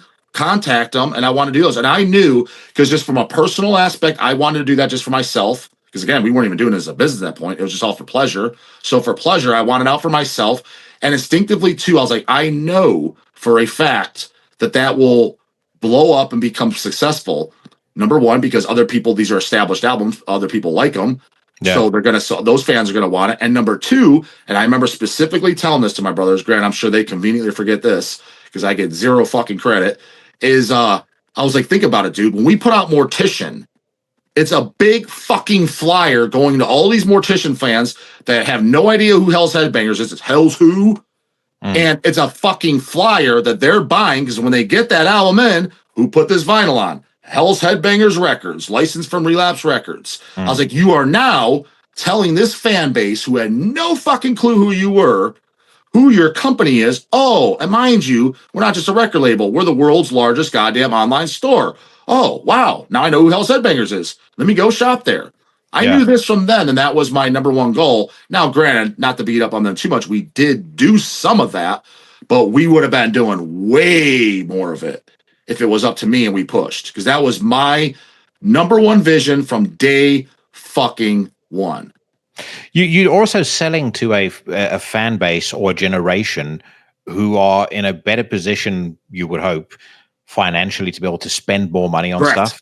So they're they'll have the money to be able to buy something decent to listen to their vinyls on. They will be in a place where they can collect vinyls as part of having disposable income. Again, as opposed to newer bands that a lot of them just don't care about. I mean, there's an awful lot of people, like if I think about it from a business perspective, and you can correct me if I'm wrong here, but I think there's an awful lot of people that are of working age. They've done reasonably, they're in a career that they've done reasonably well, and they've got the money to spend on stuff. But because they're busy, for whatever reason, they don't keep up with the scene. So they have a connection to Diabolical Summoning, and they have a connection to Osculum Obscenum, but unfortunately, they don't have a connection to Indomitable by Destructor, and they don't have a connection to a bunch of the newer stuff that's come out that's good. This has kind of been one of the nice things about doing this podcast. If I look at my demographics, it is pretty squarely males aged 25 to 40 or about 52. And a lot of guys that are sort of, 45 to 50, a lot of them message me and like, hey, man, it's been so good listening to this because I'm hearing a guy who's my age, and was into the same shit that I was into, telling me about new bands that I wouldn't have discovered without you. But most of them, there's no place for them to find out about those bands unless they actually take the trouble to do the research, which they don't have time to do. So from a business perspective, if I were you, I'd do exactly the same thing. Focus on bands they have a connection to, that they're already excited about, that, if somebody like Hells Headbangers does a Diabolical Summoning vinyl, you guys are going to put the effort into making it look fantastic, and you're going to treat it with the respect it deserves to be treated. And people, dude, I can tell you right now. I can willing to tell you spend my money vision. for I it could tell you accordingly. back then. My vision for Cross the Sticks and Diabolical Summoning was this. Literally was this, and I said it back then. Is I wanted to do them both on gatefold covers. Keep in mind, neither one of them came on gatefold covers to this day. The first 100 copies, only limited 100, would be a picture disc, but with the same outer gatefold cover. Those Japanese obi strips that go around on it, and they would each come with the album cover poster. That was my vision. That's what I want to do. We're talking 25 fucking years ago. And it's funny you brought up Hypocrisy too. Osculum Senum and Penetralia were both on there because at the time, Osculum Senum never came out. Again, another label comes along and steals it. Great, we're dicking around. But Penetralia did exist on vinyl. I know because I own it, but it's a piece of shit. It's fine. I think there's no lyric sheet in it. I could be wrong, but I'm pretty sure. So it's half, but nonetheless, it's flimsy, it's half-assed, it looks like crap. Our version would be way better. So I was like, let's do Penetralia again, even though it's been, because the original sucks. And Osculum Senum has never been on vinyl. Came out, I don't know if it was Flogo, whoever did it, records. I was glad it came out because we didn't get to do it. But all that shit. One that's still on my bucket list. But again, I got to want to be contracted. I told Chase, and he says, "Oh, well," I was like, dude, you have all the contacts, man. You could make it happen. If somebody held a gun to your head right fucking now, and you sat at your computer and you said, you have 24 hours to get in contact with somebody, I'm going to blow your fucking brains out all over the floor. I guarantee you're getting in contact with somebody. And that is, I'll spill the fucking beans so some other jackass poser label can steal it, is Monstrosity, Imperial Doom, and Millennium. I want to do vinyls of both. Granted, I understand Night of the Vinyl Dead to Millennium. Dog owns it, of course. It's a decent job. Ours will be better. Imperial Doom, it exists on vinyl. Dog owns it, of course. It's absolute dog shit. It's thin as fuck. And I think it might have an insert, but it might not. But nonetheless, it's been out of print for fucking years. Those are classic as fuck. Ours will look amazeballs as fuck. And honestly, that's why we're at it. Let's repress the goddamn CDs because I haven't seen a CD in stock in years. And I know I see the stats because we sell the goddamn shit. And we haven't had Imperial Doom or Millennium in stock in forever. And yet, these kids, what they have available to buy on hard format is silly ass fucking twink mold and goddamn Singuzio nutsack and 200 wimp wounds. Give me a fucking break. There's no reason to owe those turds over fucking Imperial Doom any day over that. But to their defense, it's not available. So that's on my bucket list. That's one that's remaining that hasn't done. But you're welcome, poser labels. You can snag that up now and say that was your idea. It wasn't. But J-Dawg, if you're replies to my WhatsApp fucking thread, I don't have a contact to them. Dude, you can easily fucking get somebody. I know for a fact you can ask around and get it. Because dude, he holds all the keys to the castle. His words, he runs the keys to the captain's chair. All right, well, Captain, here's my ideas. Since it seems like I got all the good ideas, the good idea guys telling the captain, get the contact and let's get this fucking rolling, Holmes. Have you guys ever done, or has anybody ever done a decent vinyl for Ripping Corpse Dreaming with the Dead? No, we tried to. That's another one. No, we did, and we were that's an easy E question. We were I don't know if we are or what. Working with Ripping Corpse for merch. I don't remember this one because we do terrorizers for their store.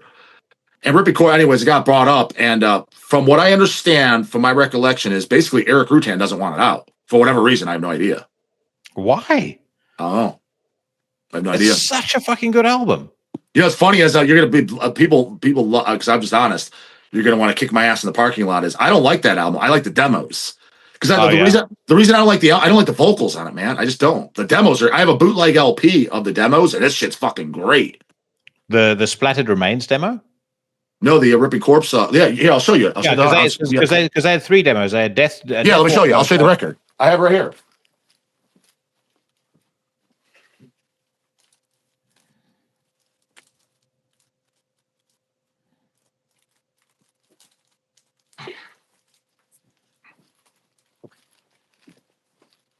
Yeah, see that this is the good Ripping Corpse shit, brah. Here's a cover. Awesome. It's got the Death Warmed Over 87 demo, Splatter Remains demo 89, and Glorious Depravity demo 1990. Yeah. Limited 300 copies. That's very cool. Yeah, that's fucking awesome. Yeah, this is what I like. Yeah.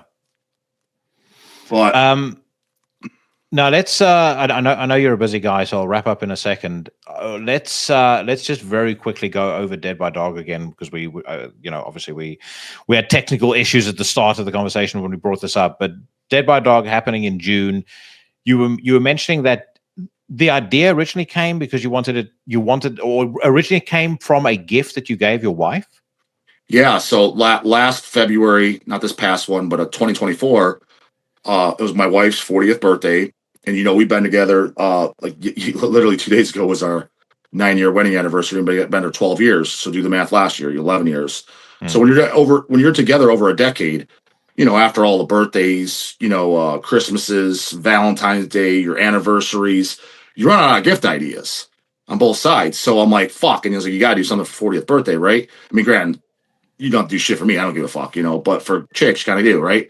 Yeah. But, so I was like, what am I going to do? And I was like, so you know what? Let me just have because she likes events. She likes hanging out, family and friends. I was like, let me just put on a fucking show and just have, announce it. And, I was like, yeah, I'll sell tickets or whatever.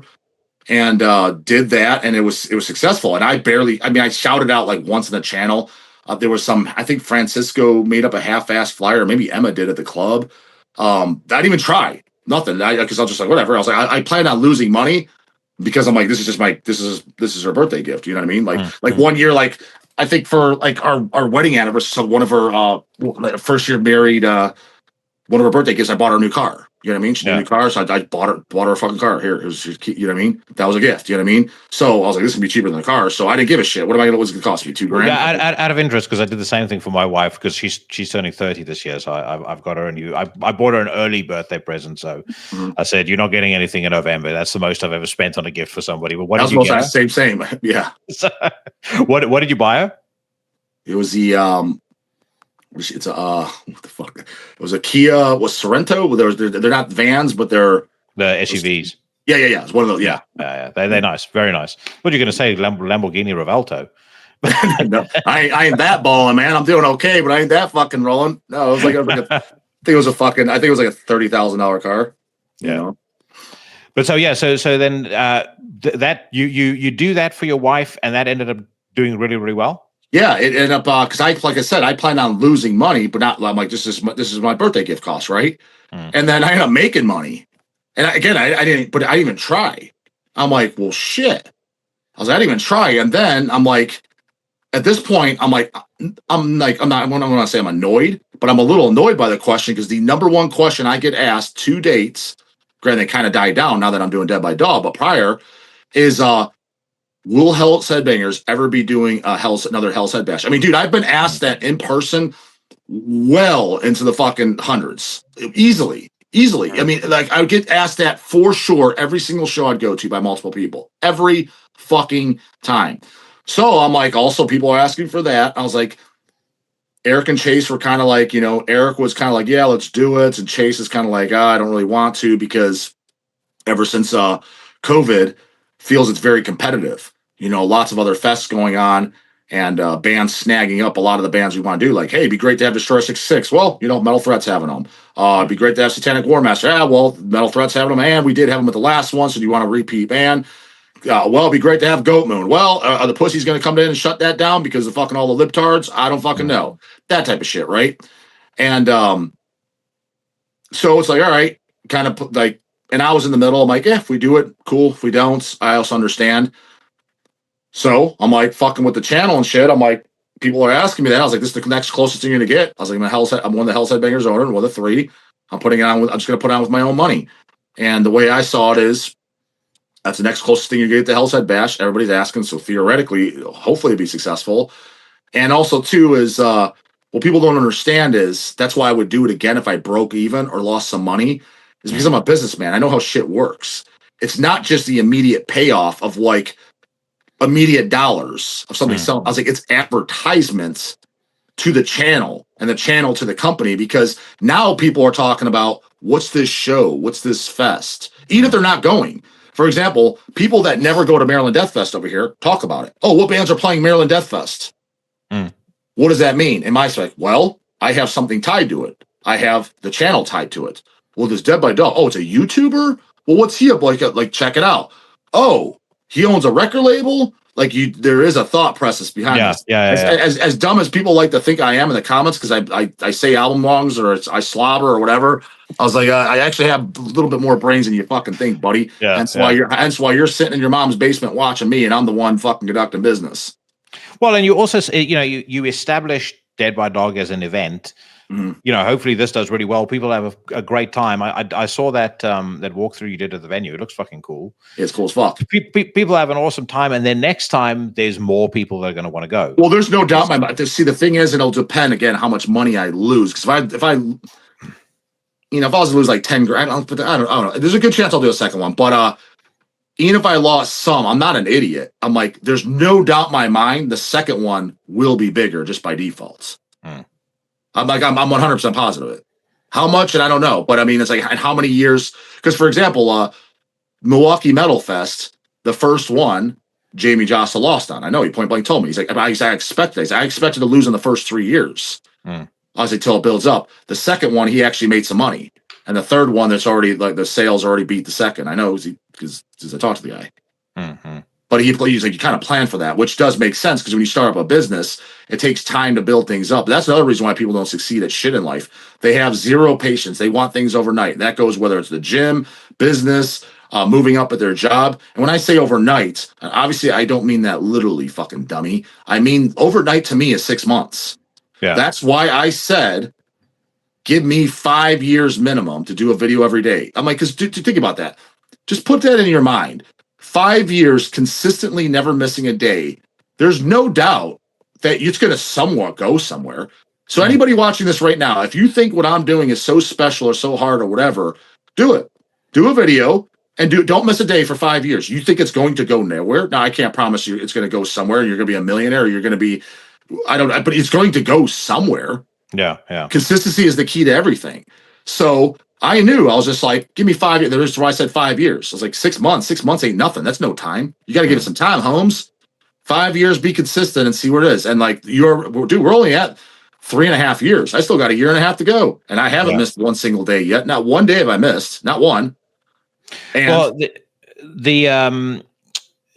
talking about consistency, I think it's also the fact that a lot of people in the modern age live in a very strange binary where, if they believe something should happen, then it needs to happen tomorrow. And if it doesn't happen tomorrow exactly as they envisioned it, then it's a failure.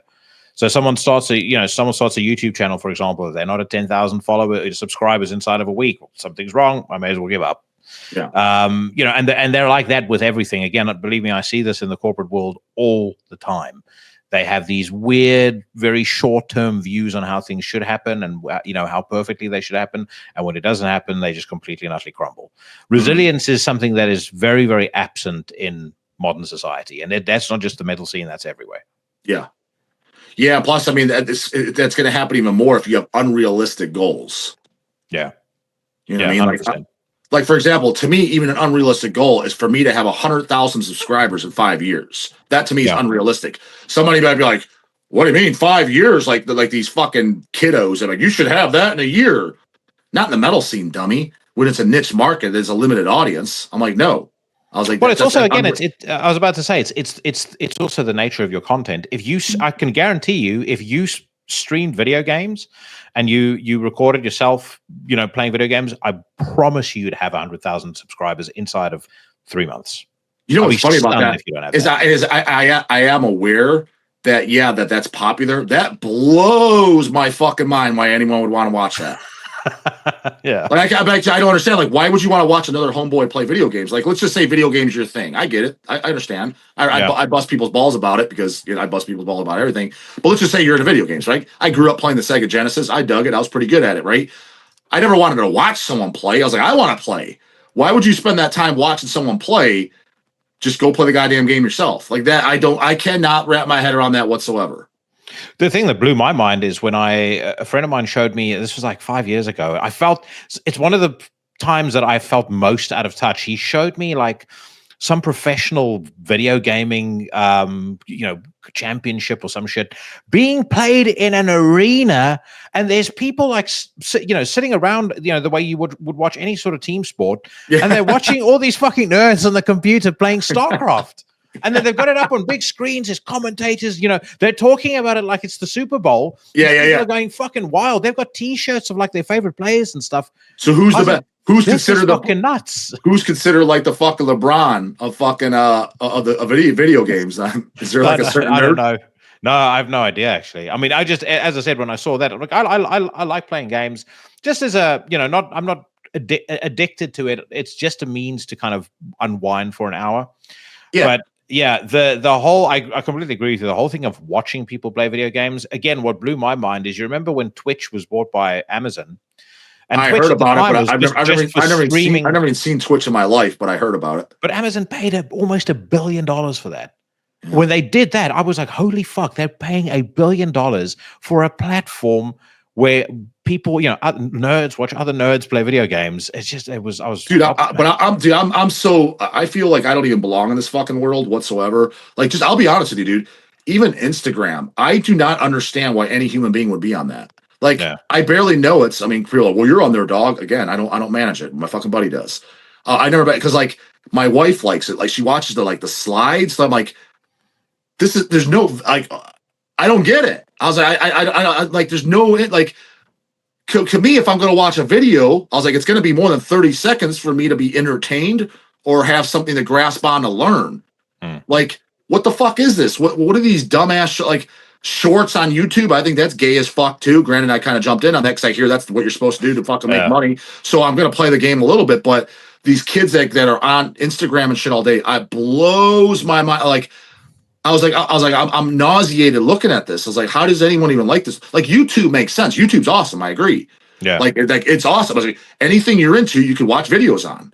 Like, what's not to like about that? The Instagram and the TikTok, I'm like, where it's 10-second videos. How are you? Whatever. What the fuck ever. I don't get it. Well, dude, this has been an absolute pleasure, and I'm thank you so much for the time. I know, and as I said, I know you're a busy guy, and I know I know your time is valuable, but I appreciate the conversation, and I really do hope this is the first of hopefully a couple of conversations we'll have down the road, and hopefully seeing each other in person.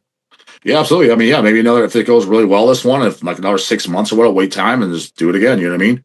Yeah. No. When are you gonna post this roughly? Do you think?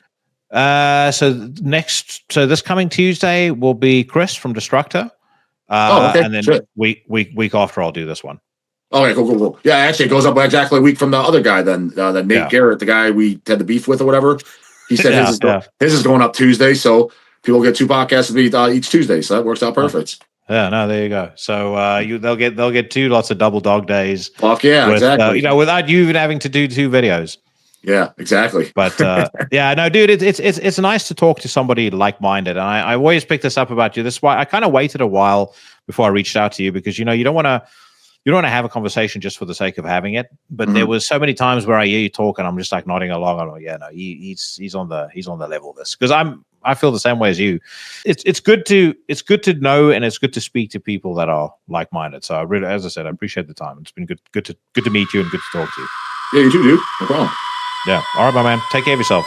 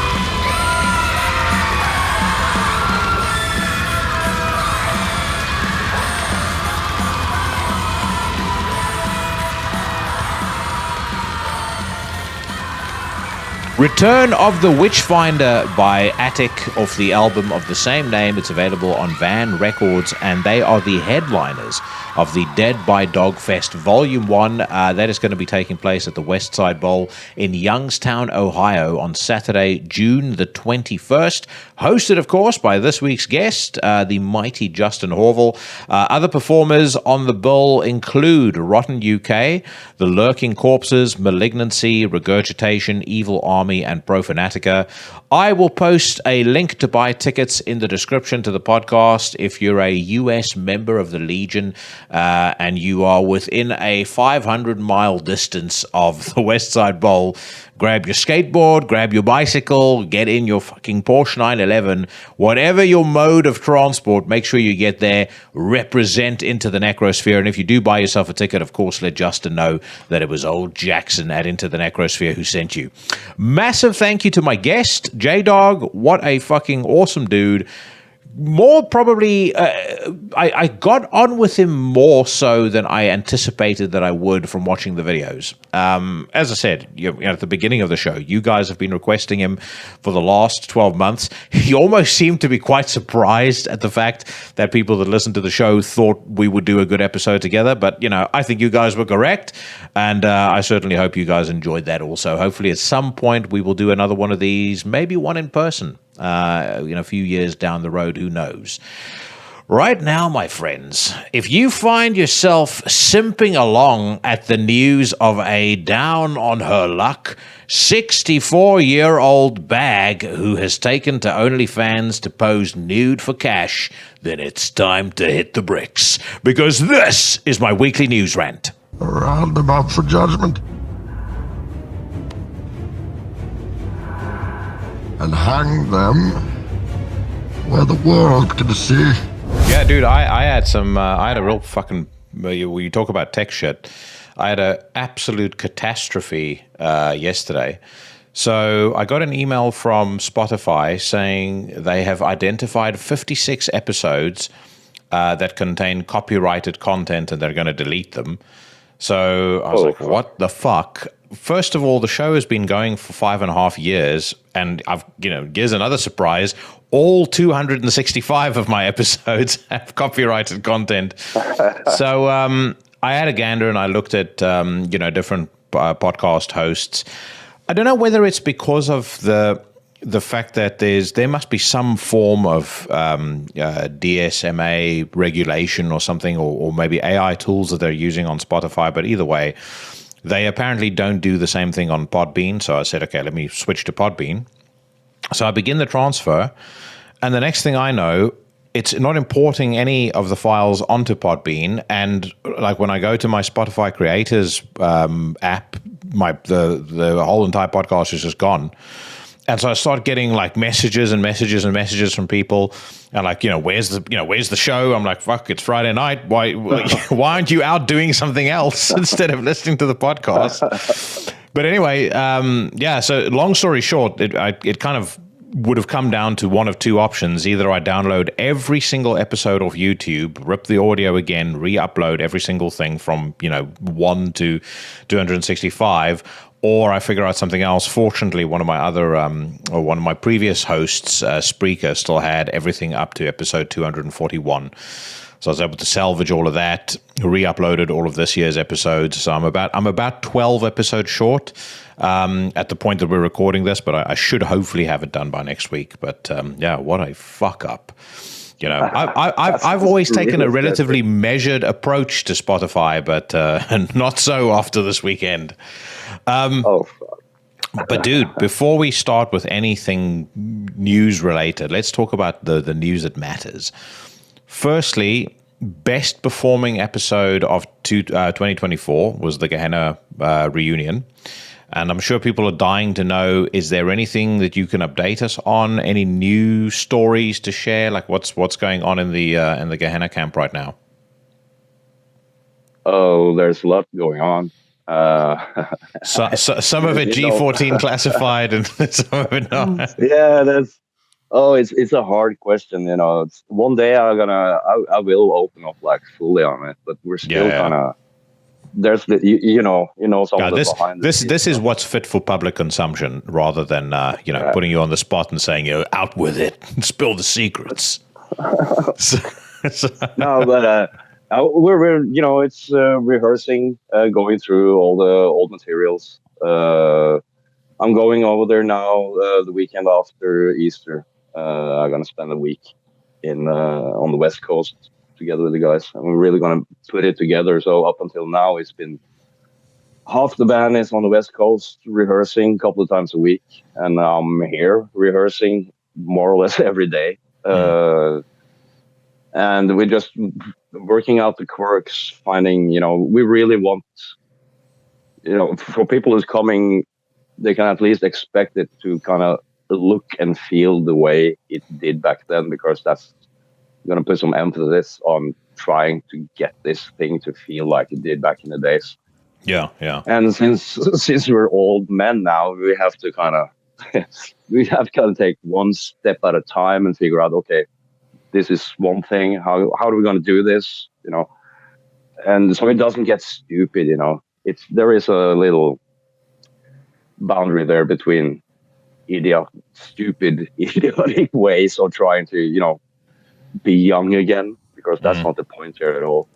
So we're just working out the quirks and kind of diving into the feelings. For all of us, it's like, I haven't been in these feelings for 30 years. I haven't put on makeup for 30 years. I have to kind of go all the way back. And mentally, it feels really nice. I think it does for all of us to kind of, just be in that kind of mode again. And it's working out well, in the sense that we're all enjoying each other and the energies and everything that's kind of going on. There's a lot of kind of reunions that is about money or just doing it, and they're not really like buddies anymore and stuff like that. And so none of that is a problem with the band, and that's kind of nice. It's an interesting point that you raise about reunions and guys when they get back together again after 20 years or 30 years.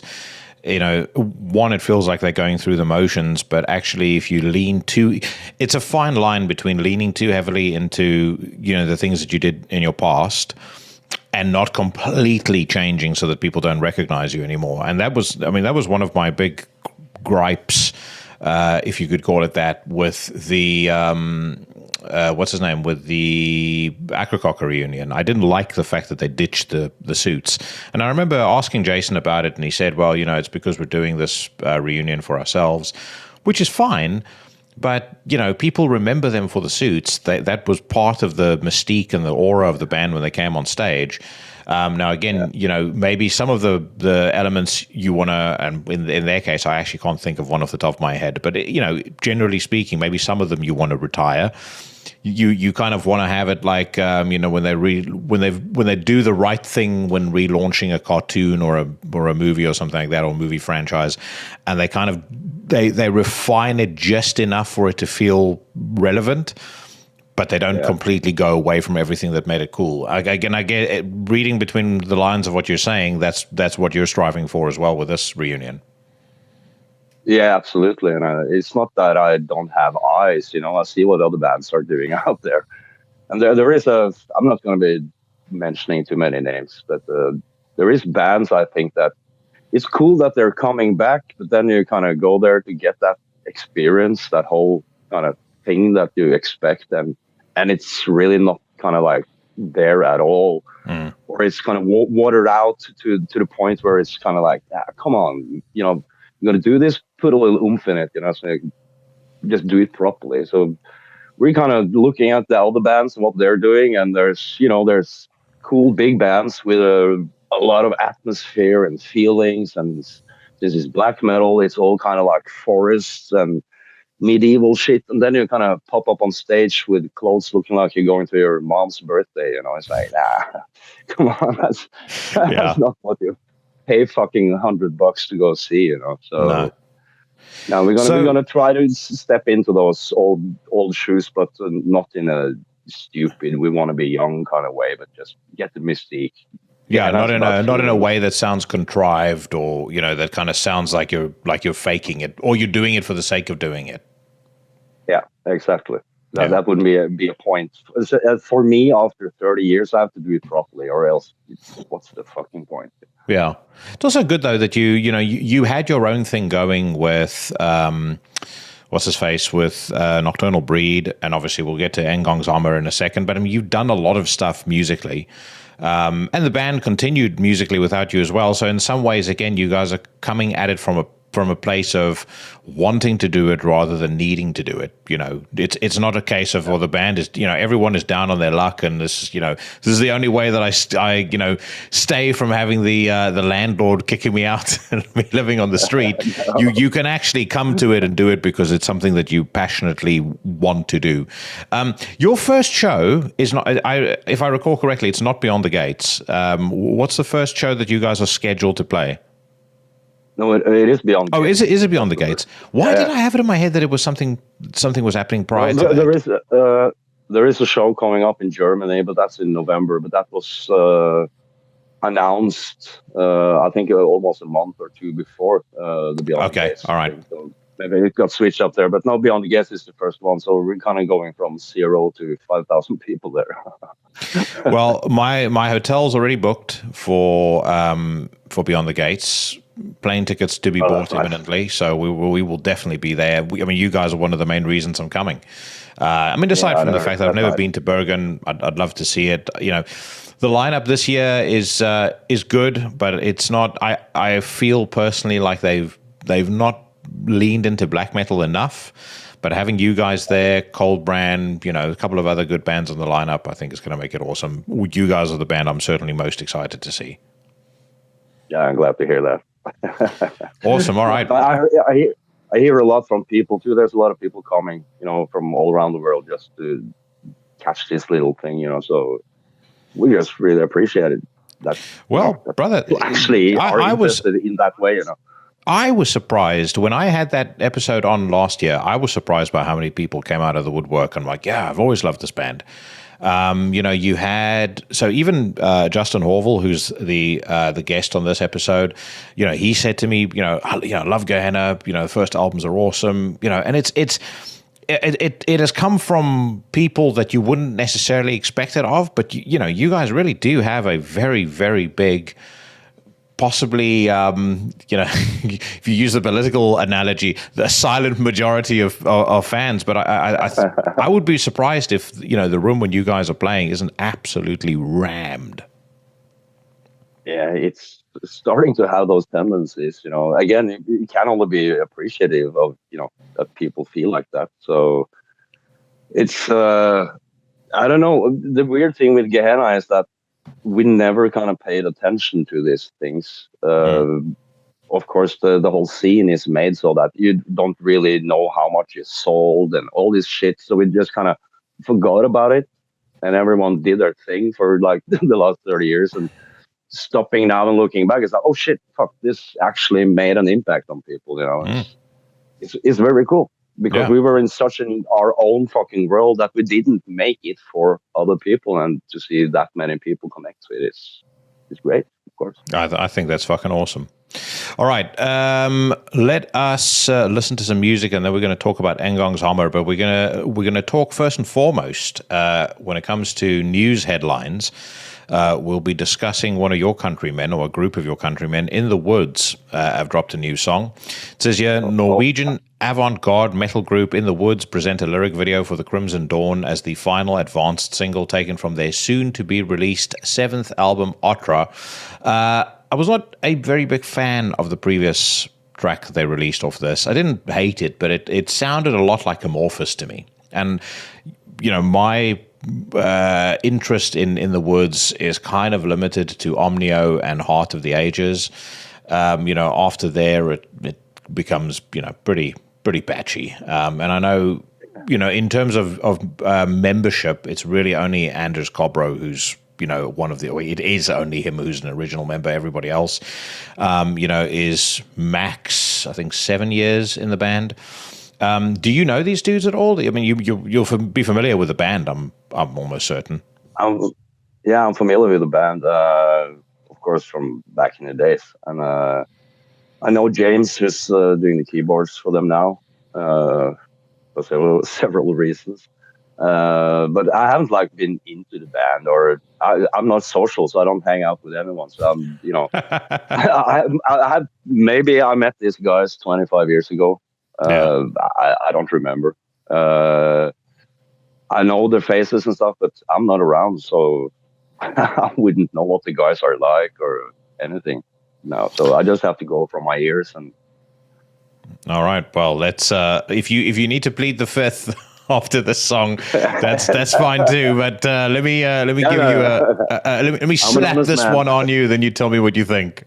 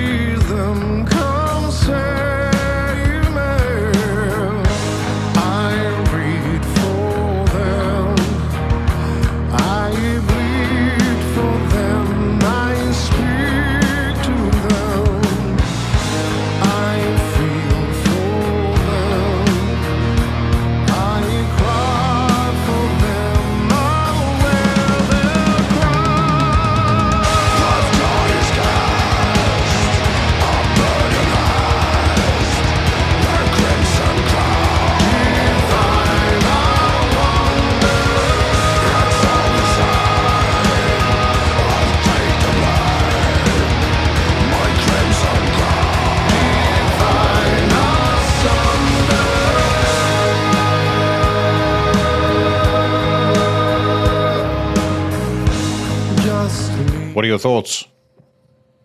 What do you think my thoughts are?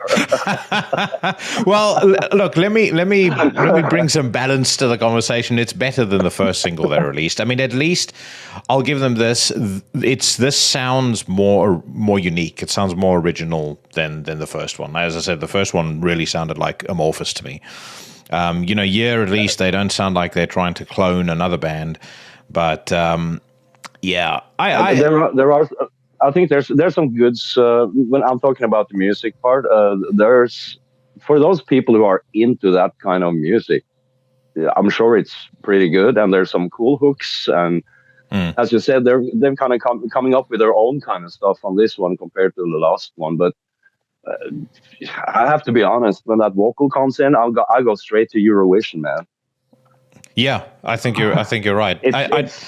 It's not to be kind of rude to whoever's done those vocals, but for me, that's too nice. Not nice, but too, I don't know, goody two shoes in a way. The problem with it is, what I mean? 100%. I was just about to say the problem with it is, I could play this while my mom is in the living room, and she'd go, "Yeah, that's quite nice. Don't like the growling so much, but the singing is really cool." You can't have that with metal. I mean, I don't give a fuck what style you're playing, but there's nothing about this that's offensive. So, and I'm not saying every single band has to sound, completely and utterly raucous, raw, and horrific. But it's just it's my taste as much as anything else. And then there's also a lyric like "Come Save Me," that's a soy-oriented red flag. I can't abide by that sort of thing. I don't want to hear "Come Save Me" just as much as I don't want to hear some fucking pretend tough nerd talk about how I am the storm, or I am the fucking hurricane, or I am whatever natural weather disaster some asshole in Arch Enemy wants to be this week. So. No, I agree with you completely. There's no kind of teeth in it, if you know what I mean. And and if it's going to be atmospheric, I want it to be atmospheric to the point where it takes my mind somewhere. I don't mind fairy tale music and forest music and all of that, but it has to be taking me somewhere. And this didn't take me anywhere. It just, as I said, the vocals just they kind of just ruined the whole thing. And I think also that clean vocal, and now we're going to break it up with some screaming vocals. That is getting very old and has to be done in different ways. Like, you just wait for what's coming, and it's okay, it's coming. So, but it's not my kind of music either, So I'm sure for people who's really into kind of like newer, amorphous kind of stuff, maybe it's really good. I don't know. But you do touch on something that's very important there. I think it feels to me like if this is the kind of music that still excites you, you are stuck in 1997, because that formula of clean singing, growl chorus, mellower verse, and then metal man chorus again. That shit was tired and overplayed in 1997. 1998, they were really starting to stretch it already. But I mean, you remember how many bands, even bands from the death and black metal scene, that went down this route. I could never understand it. Like that to me was just it was in many ways. I'm going to say something I'm speaking off the cuff here, so maybe I'll come to regret this or backpedal on it. But that was as big of a sellout to me, that what a lot of those bands did, as Metallica going from the Black Album to Load. Yeah, it's the same thing, and it represents a whole 10-year era where everything sucked. No matter where I look and how I listened or what magazine I picked up, it was just shit after shit, and it put on. I remember during this period, like, say from like 97 till 2005 or something, I got a lot of those sample CDs with, 10, 20 bands on each of them. And I couldn't find like one fucking good song, because everyone had the same fucking thing. And even, like you say, even some of the darker bands and harder bands went down that route, and some even got some female vocals there. And oh man, it just represents a irritating fucking period. They discovered either latex or crushed velvet. That was kind of the way that the fashion sense and thus the creativity went as well. Either I'm trying to be a vampire or I'm trying to be some fucking goth bimbo somewhere, and it's just not my scene. No. Now, what is my scene though is Engangshammer, and now I can delete this later if you need me to. You said that there's potential for more to come from, rather than this just being a one-off project like it was originally intended on the EP last year. More might be coming from that name. Yeah, definitely. Some due to the great response you have given, and the people through the podcast, and people seem to like it, and we like doing it. And when I talked to Knokkelman or Roger about it, he's kind of more into Engangshammer than he is into Likkjern, his other band. It's got a little back and forth with members and stuff like that. So I think it feels kind of fresh for him, and it does for me too. So we just decided we're going to do an album. So we're 2 songs into a new album, and it was just going to go for that feeling thing. We don't do anything really serious, like super serious. And Roger was in a really bad car accident many years ago. So putting this stuff on live and stuff is not like the first thing we're going to think about. So it's just like pouring emotions into this music. And Roger is really on this battery kind of thing that's just in him, that a lot of the stuff he makes kind of falls a little bit into those battery veins, especially nowadays. So the songs I'm getting from him is super fucking cool. Just songs that immediately, lyrics starts coming to mind, and the bass lines just pop in there in a second. And so from experience, I know that when that kind of feeling comes along, you better fucking go with it, because there's good things coming there. So you know what Engangshammer reminds me of? A great undiscovered band from 1991.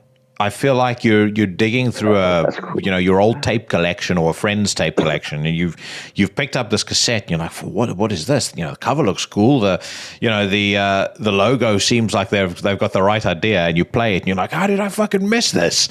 It's got its own very unique twist on music from that era. I think it captures the feel perfectly, but it sounds like its own entity. It sounds like its own thing. As soon as you shared those tracks with me, I just loved it. I was like, you could tell the people that have made this music, regardless of any personal biases I might have, the people that made this music, if I just divorce myself from knowing the musicians, this is every single thing I love about Norwegian black metal rolled up into 4 songs. Oh, that's very cool to hear. Thank you. No, again, it's I can't be sitting here taking taking credit for that, because it is Roger who has this thing in him, and I think, like you said, that kind of feel, I think that's what triggering me as well, because something inside my soul kind of hears that old thing that really turned my soul on back in the days. And even the way he kind of riffs, he almost moves into sometimes there's 1 minute where he's almost down in the Rotting Christ camp, and then he's back up, and there's old Satyricon feelings, and there's some battery feeling. He's kind of dancing between kind of nice, very nice, inspirational places. And no, I can't wait to see what he comes up with. I'm gonna make a couple of songs as well, and we work pretty fast. We both have studios, so that album might be finished this year and out this year. I don't know. Well, Roger is definitely somebody I want to get onto the podcast at some point to talk about his story. If he's down with that, I'll reach out to him. He did say happy birthday to me on Facebook, which I very much appreciated. I've been trying to push. Yeah, I've been trying to push him a bit to go online. But not everyone is as babbly as I am, so I can understand it. Dude, Just to shoehorn this in there, firstly, thank you to you as well for reaching out to me on my birthday. When you come and visit here in the UK, you need to take like a day or 2 extra, and we need to go to Silverstone and go drive some Porsches. So you saw the gift that Paige got me. So so she asked me a couple of months ago, what do I want for my birthday? And I said, I don't know. There's nothing I really want, but I said to her, what I might do is rent a Porsche for the weekend and just go, driving around with it for the, from Friday through to Sunday. So I woke up on Thursday morning on my birthday, and she handed me a do not bend manila envelope, which I thought was, a divorce. A letter asking for divorce. Fortunately, that wasn't the case. Opened it up, and she got me this experience where you drive for anyone that knows anything about Porsches, a 997.2 GT3 RS, then a 991.1 GT3 RS, and then a 991.2 GT3 RS. Oh my God. Fuck it, dude. I know I'm 45 and it's cliched, and my boss was teasing me about going through a midlife crisis because I was instantly starting to try and work out the man math, like how am I going to afford something like this? But the 991.2, the guy let me launch it, and I did it. I'd launched it about 6 or 7 times. Honestly, I've never in my life been in a car. I've been in some fast cars. I've never been in a car where you feel the speed literally in the back of your eyeballs. It's like your eyeballs are flickering forward when the car goes. I said to the dude when I was in the car, cool. Like, I have never been this smitten with a fucking machine before in my entire life. If you, like, anyone who's ever experienced it, I always used to wonder, like, why do people go, so fucking, why they're so besotted about Porsches? One drive, and I guarantee you will feel exactly the same. But when you come visit again, or when you come visit at some point, we're without a doubt going to have to do something like that. Yeah, I can see it from the pictures, and for those who haven't seen the pictures, you can go have a look at Jackie because he looks like he just came on those pictures. Basically, yeah. I was. I've I've never been smiling so eyes. much as I could literally feel my face crease up. So, yeah, no, that was the best fucking gift anybody has ever gotten me, bar none. So, anyway, That's very cool of Paige.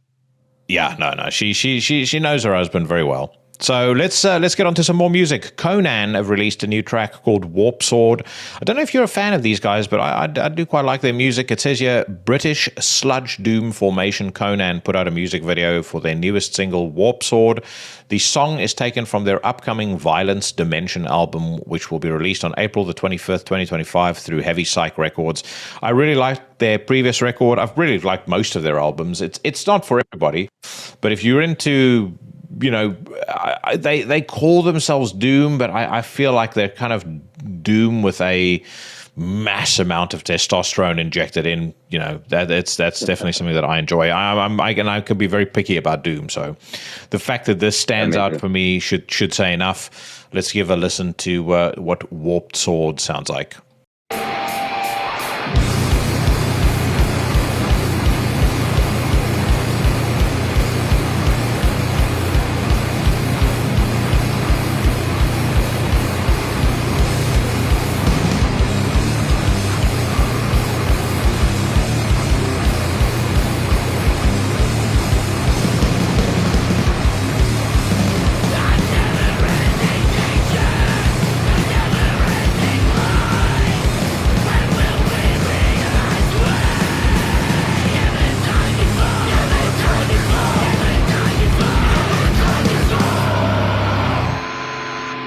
Is that it? Holy shit. That was it. Okay. Apparently so. So that's all right. It's not as cool as the other singles they've released off it so far, but I mean it's a bizarre thing releasing a 45-second single on a record that's 47 minutes long and only has 7 songs. I don't know. This is something that I feel potentially makes sense in the sequencing of the album. It's very heavy though. It's very heavy, and it's ugly and it's heavy, but for me it's very strange because I heard about the band, but I never heard them before. So this is the first time I ever hear the band, and they give me this 45-second weird little thing, so I can't make any judgment on this band at all. Apart from that, I like the sound of the instruments. I'm a lover of old Winter and that kind of doom. So of course I love that kind of fucking tank rolling through your head sound. But those vocals for me just sounds like a desperate punk boy. So yeah. The vocals didn't do it for me, but the other thing is it was almost separated. Like music is in one box and the vocalist is off doing something with himself in another box, kind of thing. Yeah, no, I think you're right. An album I would suggest you check out if you like the kind of sound and the vibe, and you'd like that style of doom. Evidence of Immortality, their previous record, is definitely worth checking out. But then again, as soon as that song started, the first thing that I thought of is this sounds like High on Fire without the hooks. High on Fire without the hooks and without Matt Pike doing vocals, and that's. That instantly means that as a busy man and, an ambitious human being in life that doesn't have time to listen to music all day long, why would I listen to that as opposed to High on Fire? High on Fire, I've got, 9-10 albums worth of material. All of it is almost perfect. So, that's kind of where I land on that as well. Yeah, my philosophy on stuff is like life is too short to listen to fillers, so pick the songs you like and forget the rest, Yeah. Let's move on just to another one of your projects. So I know it's not been too long since the last Nocturnal Breed record, but any plans to do anything with Nocturnal Breed? I get asked this a lot, almost like on a daily basis kind of thing, and we get offers and stuff, but I have to be honest about Nocturnal Breed. I just packed it all away. I haven't disbanded the whole thing, but I was so fucking worn out from the last 10, 15 years dealing with labels and internal things, and I was left with this kind of rotting feeling when I was finished 2 years ago with the last album. So for me, it's like I packed it away. I won't think about it in years, I think, because it's music that has. If you're gonna do that kind of music, you have to be totally into it, or else it just gets copy paste. And I think that whole black thrash kind of scene has played itself out to the point where it's pretty hard to make a black thrash album that really fucking swings and that is unique and special. And everyone else is of course going back to that grand old heap of heavy metal and thrash music. And I think the whole thing was starting to copy itself, and it mixed up with my strange feelings with the bands. And I don't know.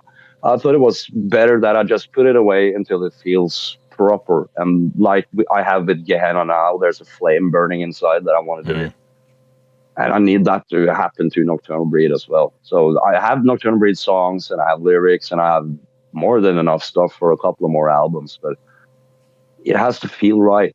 And I have to have people with me that really want to do it too. We're all kind of, well, the band is only 3 people, but we're all doing our different things, like so kind of far apart from each other that, I don't know. We just have to see in the future. It's not dead, but it's there. And I have a ton of bonus materials and extra songs and shit, so I could keep on releasing. But I've told a couple labels to kind of we just have to wait a little, till it feels right. Yeah, I'd love your take on this, but I do think that black and thrash has one thing in common with hardcore, in that if you do it right, you actually do have a reasonably limited scope of creativity, like a reasonably limited creative palette to draw from relative to other styles of music. And so the magic in the best black and thrash albums comes from the feeling and the vibe. And then to your point about you have to feel what you're doing, you have to be inspired about what you're doing. If you don't have that, it's probably the worst thing to do to try and record one of those albums, because it's just going to come out wrong. You could play the exact same notes, not delivered with the appropriate level of motivation and pissed offness and anger. It just doesn't land. Yeah, you're very right. And like you said with hardcore music too, it's fucking horrible when they don't have the balls to kind of do it. It just flattens out, and it's the same thing. And that goes for, all the heavy metal bands out there, who's trying to make it again. It's so fucking hard to be a hard rock or heavy metal band and try to do whatever the guys did back in the 80s. It's impossible. It's basically impossible to get through that fucking membrane anymore, because it's only the old bands, and there's certain ways you have to do it, and you need a very special energy, to do the whole fucking old school heavy metal thing, and that energy isn't there anymore. It's just fucking vapored off the fucking planet, What are your thoughts on, because you've been in the studio with a load of different bands, but what are your thoughts on the idea that a lot of that energy from the 80s, if we talk about old heavy metal and hard rock bands, a lot of that energy in the 80s came from chaos that surrounded the members? And, immediately I think of, Guns N' Roses, cocaine, hookers, heroin, booze, but Wasp was the same. A lot of those bands, I genuinely do feel that as much as I'm not condoning it and saying, hey, bands, if you want to make great music, get on the smack. But I do feel like without that chaos, without that insanity around them, it just doesn't feel the same. I mean, yes, people age and all that sort of stuff, but I think you need all the elements, as random as they might be. You need all of them in place to create the energy that you're talking about there. It's intangible, but if there's even one element missing, you can hear it immediately. Yeah, no, that's very true, and that same thing goes for black metal as well. The chaos feeling there in the start, like in the first 4 or 5 years of the 90s, complete chaos feeling. Everyone was doing their own thing. It's kind of just like madness shooting off in all directions. That was a perfect kind of storm kind of thing. It's sandwiched up tiny little things. The same thing like with like you said, with Guns N' Roses and Motley Crue, and for all those guys. It's all those little elements that created this, and it was dangerous kind of feeling, you know. Death metal had the same thing. It was completely chaos in the start, and it feels punk, of course, had the same thing. Goth music has always been a little bit like that. Not the commercial side of it now, but like in the old days, like goth music, everything was a little off. Everything was a little dangerous and wacky, and you know, people put shit into them. And I must say, for my own albums and things, up until I kind of quotation marks grew up, there is a certain energy there from the drugs and the partying and the crazy people and the shit's going on. And of course there is. You can hear it in like Nocturnal Breed too. The two first albums, especially the first Nocturnal Breed album, the Aggressor album, we were so fucking out of it. But the energy is fucking there, you know, because the willingness to deliver comes through that beast of drugs and chaos. And no, so yeah, it's true. It's a part of it. You know, and like now where everything is so fucking woke and perfect and you can't say or do or be or do anything, of course it's kind of just erasing itself, you know. But there is definitely also, though, I mean, you know, we were talking about Engangshammer and the fact that really does capture that spirit. I mean, there is a way in which you can channel that and channel it authentically. But I think, I don't know, I mean, I'm thinking out loud. I don't know whether it's a case of you need to have lived that to be able to capture it, or you need to kind of take it from an entirely different angle altogether. When I had Nas from Ecclese on the podcast, you know, the way that he talks about writing music and the way that he was, you know, he's literally like interpreting his dreams in order to come up with some of the ideas for his music. Like he is literally trying to translate what he remembers from and sees in his dreams into music, and that creates something, you know, special on an entirely different level. You know, I think there are ways to do it in a way that's not potentially you know, going to lead to you being a line on the obituary page in the newspaper. But I mean, there is something to say about, like, to our point about that chaos. And you know, death metal. Just to stop on that for a second. Look, there's a lot of modern death metal that I like, but there is nothing that compares, with the exception of, I would actually, and then pay this as a huge compliment to them, but they get this because they feel the same way as I do about it. Werewolves is the exception, but beyond Werewolves, there's just about nothing in terms of modern death metal that you can watch live and compare to like 1990, 1991 death metal, like, you know, seeing Glenn Benton on stage in his, you know, when his teenage years, and seeing Morbid Angel, you know, back before David discovered latex, and witness music delivered with the same ferocity and the same fucking anger, like palpable anger. Like, these dudes were genuinely raging when they were delivering those songs, and can't recreate it. No, it's impossible. It's absolutely impossible. Like you say, Altars of Madness with David Vincent. Like you said, the first couple of years there with D-Side, and like I mentioned to you before, I went to see D-Side in '91 on the Legion tour. That shit it's not even fucking remotely close anymore. It's just gone. It's this magic that they had back then. Like you said, there's a few people here and there that kind of have that, like you said, the Werewolf and those kind of guys, but it's very hard. But it's got something to do with the whole feel of the world as well. And I was just about to mention Ecclese, and since they are a newer band and they're tapping into this perfect thing from back in the days, if you notice, there's a couple of similarities with some of those bands that tap into this shit, and I know that's the same for us in Engangshammer as well. We're not very social people. You won't find us hanging out all the time at the festivals and being all around with a hipster metal doofus guys. You know, we're just not out there in that way, and then you don't have that constant modern world thing. You know, that for me fucking destroys everything for me. If I go down to Oslo to hang out in the metal pubs for a weekend, fuck, you know, it just destroys something inside me, because it's the feeling is fucking wrong and twisted, and I can't get anything from it anymore. So the more I stay away from people, the more I can kind of tap into that old thing. And here in my home, you know, I pretend it's 1986 to 1994 all the time. That goes for what I'm reading, what I'm listening to, what I watch. I don't have linear TV, so I have to pick out what I'm gonna watch on TV. So I don't live in 2025. Yeah.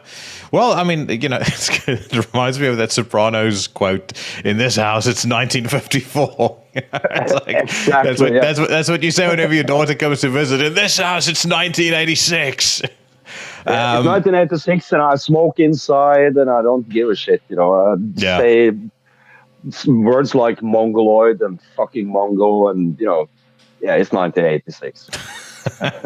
All right, let's listen to some more music. Obsidian Tongue, a black metal band out of Portland, Maine, not Portland, Oregon.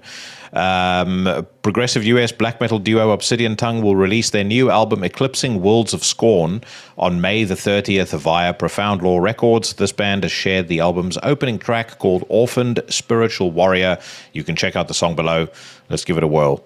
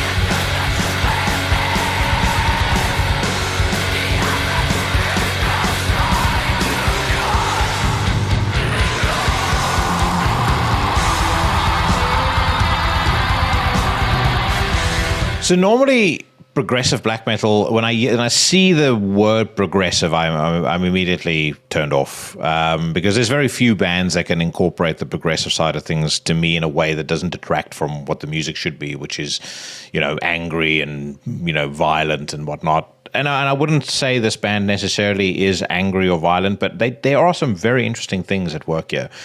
I like the melodic progression. They seem to go out of their way with the way that the melodies are constructed to catch you off guard with what they're going to do next. And what I mean by that is there's so many bands that kind of follow the typical, and I don't know musical theory well enough to be able to give this its proper word, but the typical Iron Maiden style chord progression, which when you know it, when it's burned into your brain, you can hear a song and literally within 5 seconds you can tell what the rest of the song is going to sound like.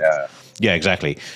It almost feels like there's an intent here to avoid that whatsoever. So the melody always swerves off in a direction that you don't expect.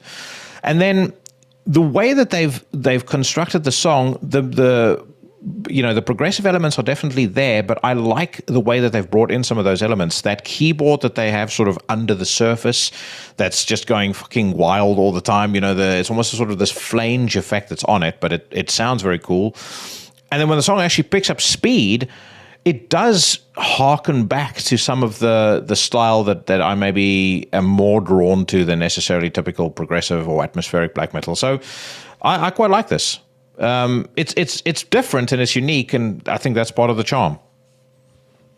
Yeah, for me, the first thing that came into my mind was this is black metal's Nocturnus. Fuck, you are Remember the absolutely correct. Absolutely with correct. the flanger on the keyboards and the vocals coming aggressively in and out. And I'm very hard to convince about progressive music because it falls into Polish free jazz fucking immediately. but this is pretty good, and I think it's because I have this love for old Nocturnus, and this is fucking it. Just recreated it into a black metal thing. I think it was pretty cool. Yeah, no, fuck you. You're absolutely correct. It reminds me a bit of Thresholds, actually. Yeah, like Climate Controller, Arctic Crypt. Those songs on Thresholds. What is your favorite old Nocturnus tracks, by the way, or Nocturnus albums, I should say? Oh fuck! It's have to be like just the two first ones, like it is with most old bands, and I just fall out. It's like, and I had this period where I was really into them and atheists. And I actually thought I was hearing a little atheist too in this band we just hear there now. And I had this period with this, but then I had also probably 25 years where I hardly listened to that kind of stuff at all. So actually now it reminded me to kind of, maybe I should sit down with the Nocturnal stuff again and kind of, there is some inspiration there for me. I could hear now when I heard this band. Yeah. So but as I said, I had always had big problems with the progressive stuff. You know, it's, I even fell off with Pestilence. I just fell off with that Swears album and stuff. So I'm not a perfect person to ask about kind of progressive music.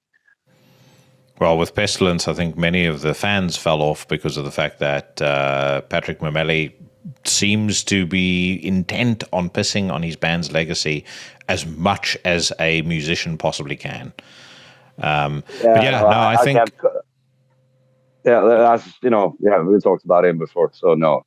Some bands just, like I said earlier, life is too short to just listen to fillers, and some of this music really fast just falls away for me. Like, even with D's side, like, the first two ones are good. Halfway into the third, I'm like, nah, something's happening, and then I'm out. See, I like Once Upon a Cross very much. I think there's sort of an attachment I have to it that's emotional as much as it is anything else. It reminds me of a time of my life which was really fun, really exciting. I was discovering a lot of these bands. That was a big album at the time. Beyond that, Incineratum is not good. Serpents of the Light is decent. I'm not a fan of the production, and I never will be. And then you kind of go on and on. I think Stench of Redemption was a real comeback record for them. Ralph Santola being in the band, he brought a lot to the table that they deployed really, really effectively there as well. Weirdly enough, I know it's not a particularly popular record, but I think that Till Death Do Us Part is actually pretty underrated. And then after that, it's kind of like every album has 3, maybe 4 really good songs on, and the rest is just filler. It's stuff that no one will ever remember. They'll never play it live. It's almost like, who cares? So, and I concede it's very hard for a band to make an album like Legion every single time. But it just is what it is. As you say, it's you got limited time, and there's a lot of new music coming out. So if I want to listen to Deicide, what albums am I going to listen to? Exactly. The new ones or the first 3. Now let's talk about thrash once again. I don't know whether you heard the songs that they haven't released official recordings of them, but they have released some live bootlegs of it. But Dark Angel are putting out a new album. I think the new record is, it says here, the new record is going to be called Extinction Level Event. And they released 2 tracks, of which Circular Firing Squad, which I think they've got some more cell phone footage of it here. When I listened to it, actually sounded pretty goddamn good. Did you are you a fan of Dark Angel? I'm a fan of the old stuff, but I think like now when they're gonna release a new album, just the title to me is it turns me off a little, because it just reminds me of 20 years of bad thrash music. So I'm reminds always, you of another Megadeth album. It does. It's just there's something with the production. It happens to Destruction and all the good old bands. There's something with the sound and the production that I do not like about thrash music after, let's say, 98, 99. Everyone's gonna have the good equipment, and we have the super guitars, and it sounds like everyone is plugging into the same rack and with the same boring drum sounds. And I don't know.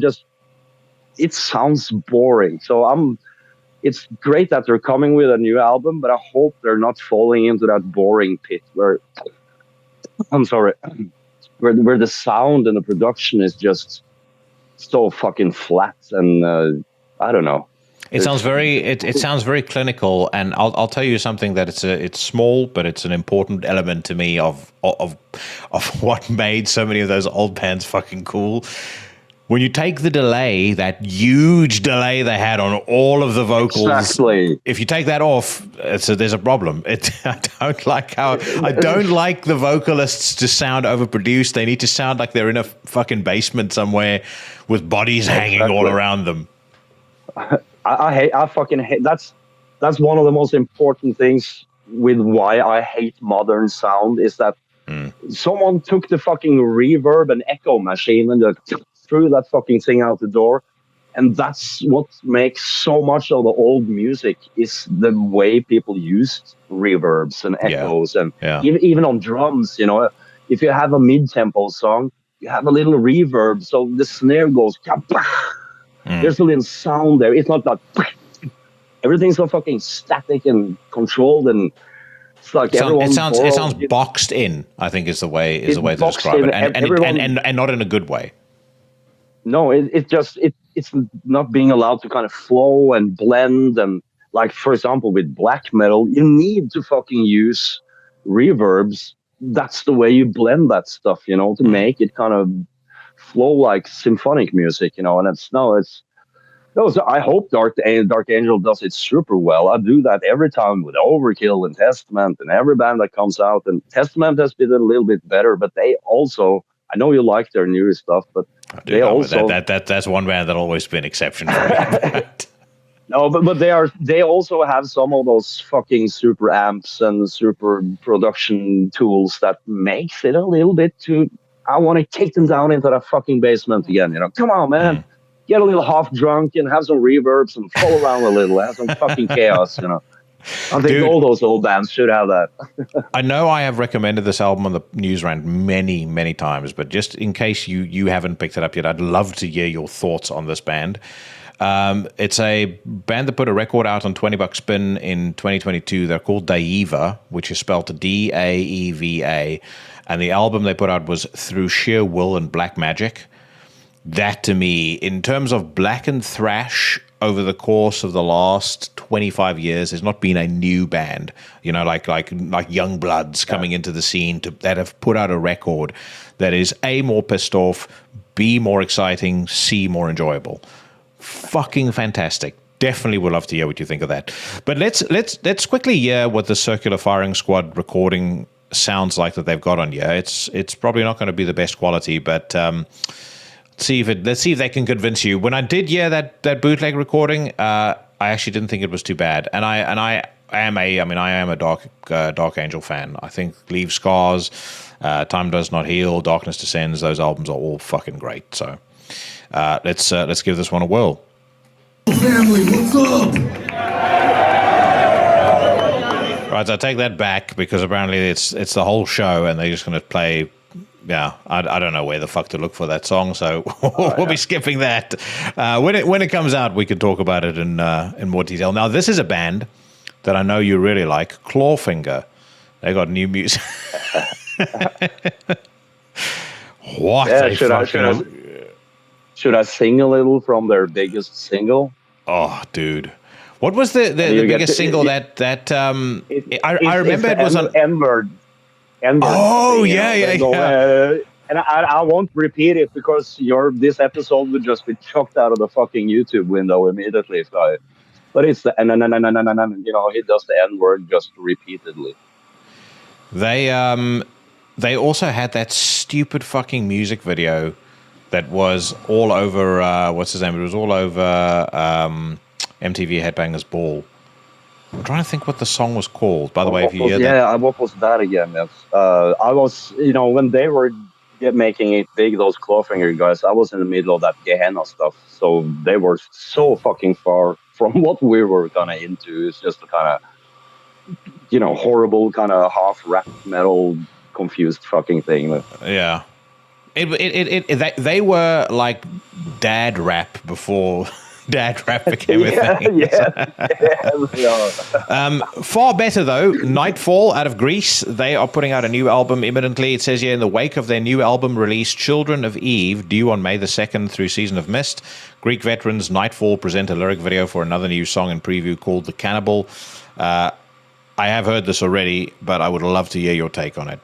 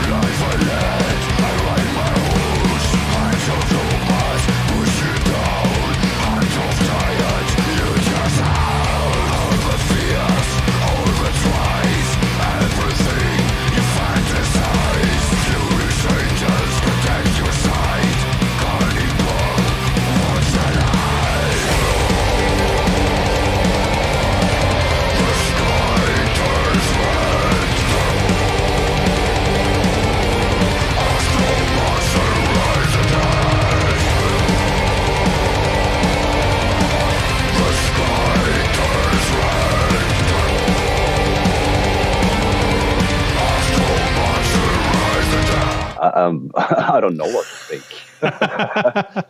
It's definitely much more kind of thrashy heavy metal kind of stuff than I expected. They were kind of like doing that kind of dark metal kind of stuff in the start. So, and I haven't been listening to them for, when you put them on, I was like, oh yeah, that's right. I haven't been thinking about them for 25 years. So I can hear like on the chorus, they're kind of reclaiming some of that feeling stuff, going back again. But for me, it's a little bit too, it sounded a little bit too now, the drum sound. But it's kind of like in the middle there, but I don't think I would go and buy the album.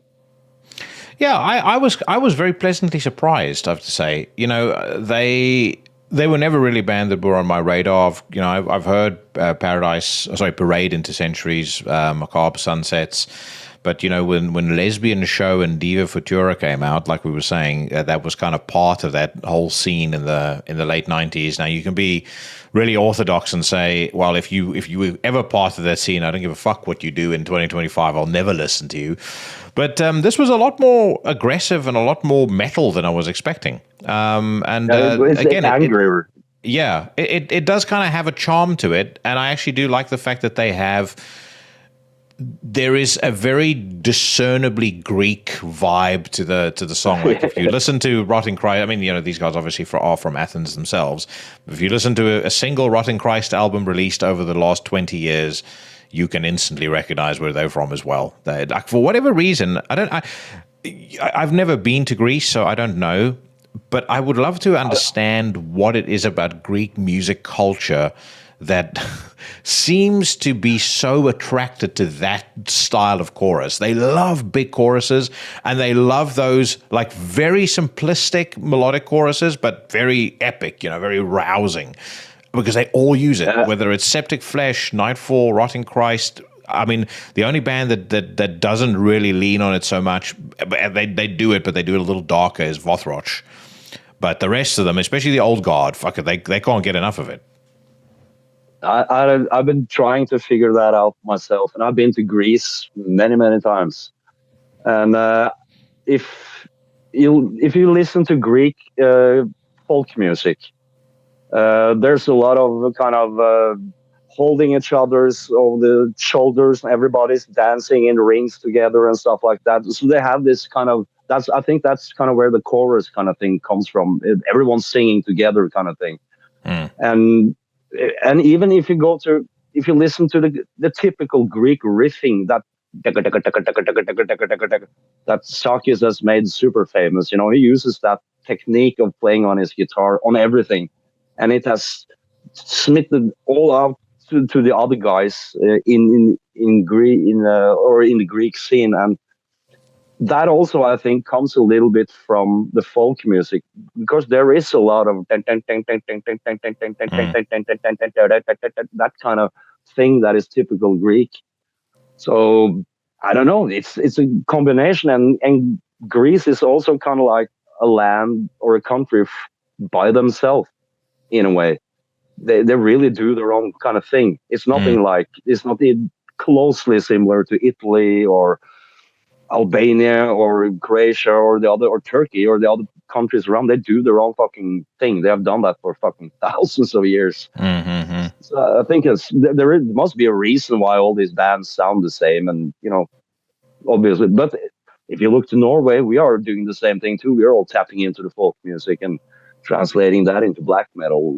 Well, that's actually a good point. I mean, I wonder whether that's not just, it's whether it's even maybe just even a subconscious thing that comes into the way they create music. There's just that sort of, their heritage seeps into the way that they write, into the way that they create, in the same way that it's that it does in Norway. I mean, I definitely feel like, I think it's sometimes unsung. Most people that know probably will agree with this, but it is unsung to a degree just how much of an influence Sakis has had, firstly on his countrymen, I mean on the metal scene as a whole, but like he seems to be, as a songwriter, like he really is revered as the fucking king of kings in Greece. And all the way up here as well. And I think it's in some ways it's because they always, or at least in the start, they always had shitty sound because they had shitty equipment. They lived in poor countries.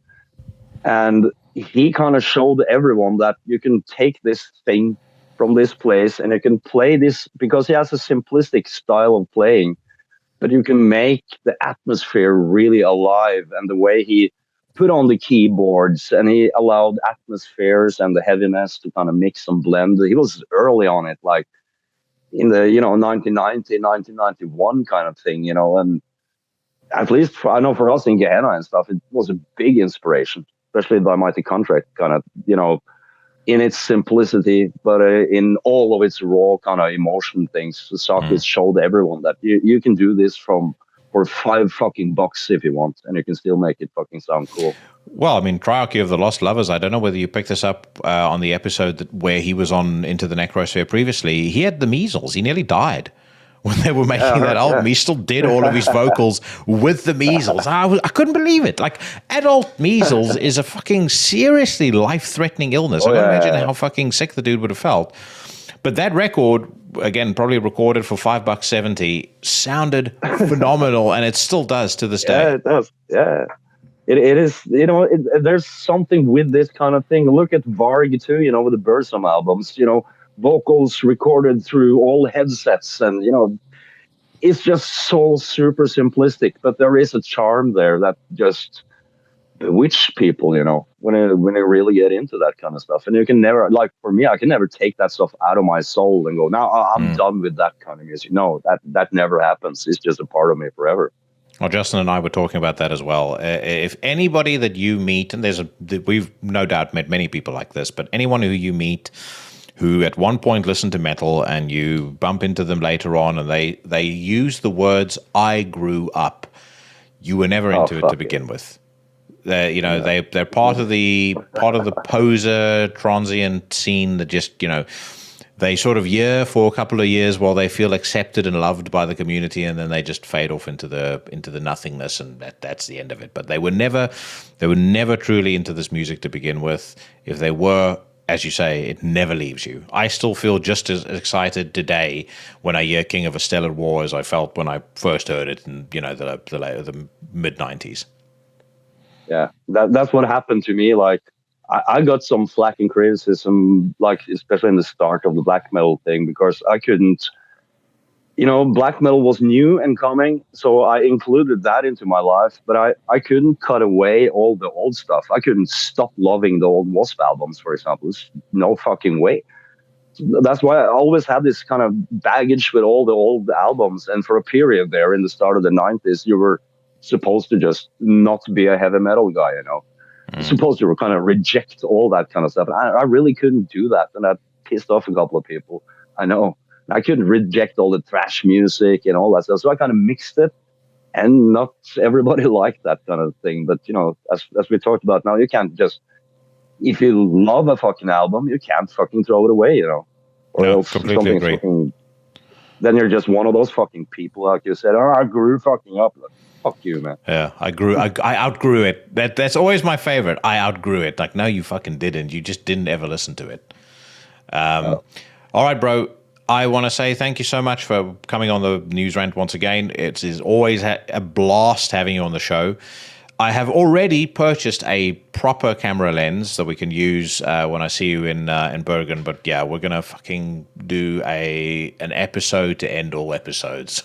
When I see you in person, and if you ever make your way over to the UK, like I said, we're going to go drive some cars.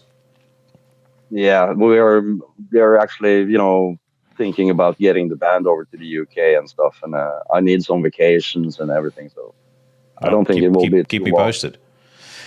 All right. Wait. Last time round, you made a superb selection with what's that was called, Fear of God. So, yeah. Gentleman's choice. The brief is hard as fuck. Let's maybe go for some prime black and thrash, but manly black and thrash. What is your song to close us out? You caught me off guard. Suddenly my head just went to every song in the world at the same fucking time. It's like you've just opened Netflix. What movie do I watch? Oh fuck. Hold on, you have to give me a second there to think. What do I go to when I was actually, because I was thinking about this earlier, because I was actually thinking that you might ask me to have a song there at the end. Have you ever heard? It's not exactly what you asked for, but where it's pretty fucking raw song. Necrophagia. Yeah. Yeah. Did you know? Have you heard the song that Phil Anselmo sings on? I have, yeah. Yeah. Put on Cannibal fucking Holocaust. All right. So to play us out, by request of my good friend, my brother, Svartalv, this is Necrophagia with Cannibal Holocaust. Whatever it is that you are doing, my friends, and wherever it is that you are, stay safe, stay healthy, and I'll see you bad motherfuckers again next week.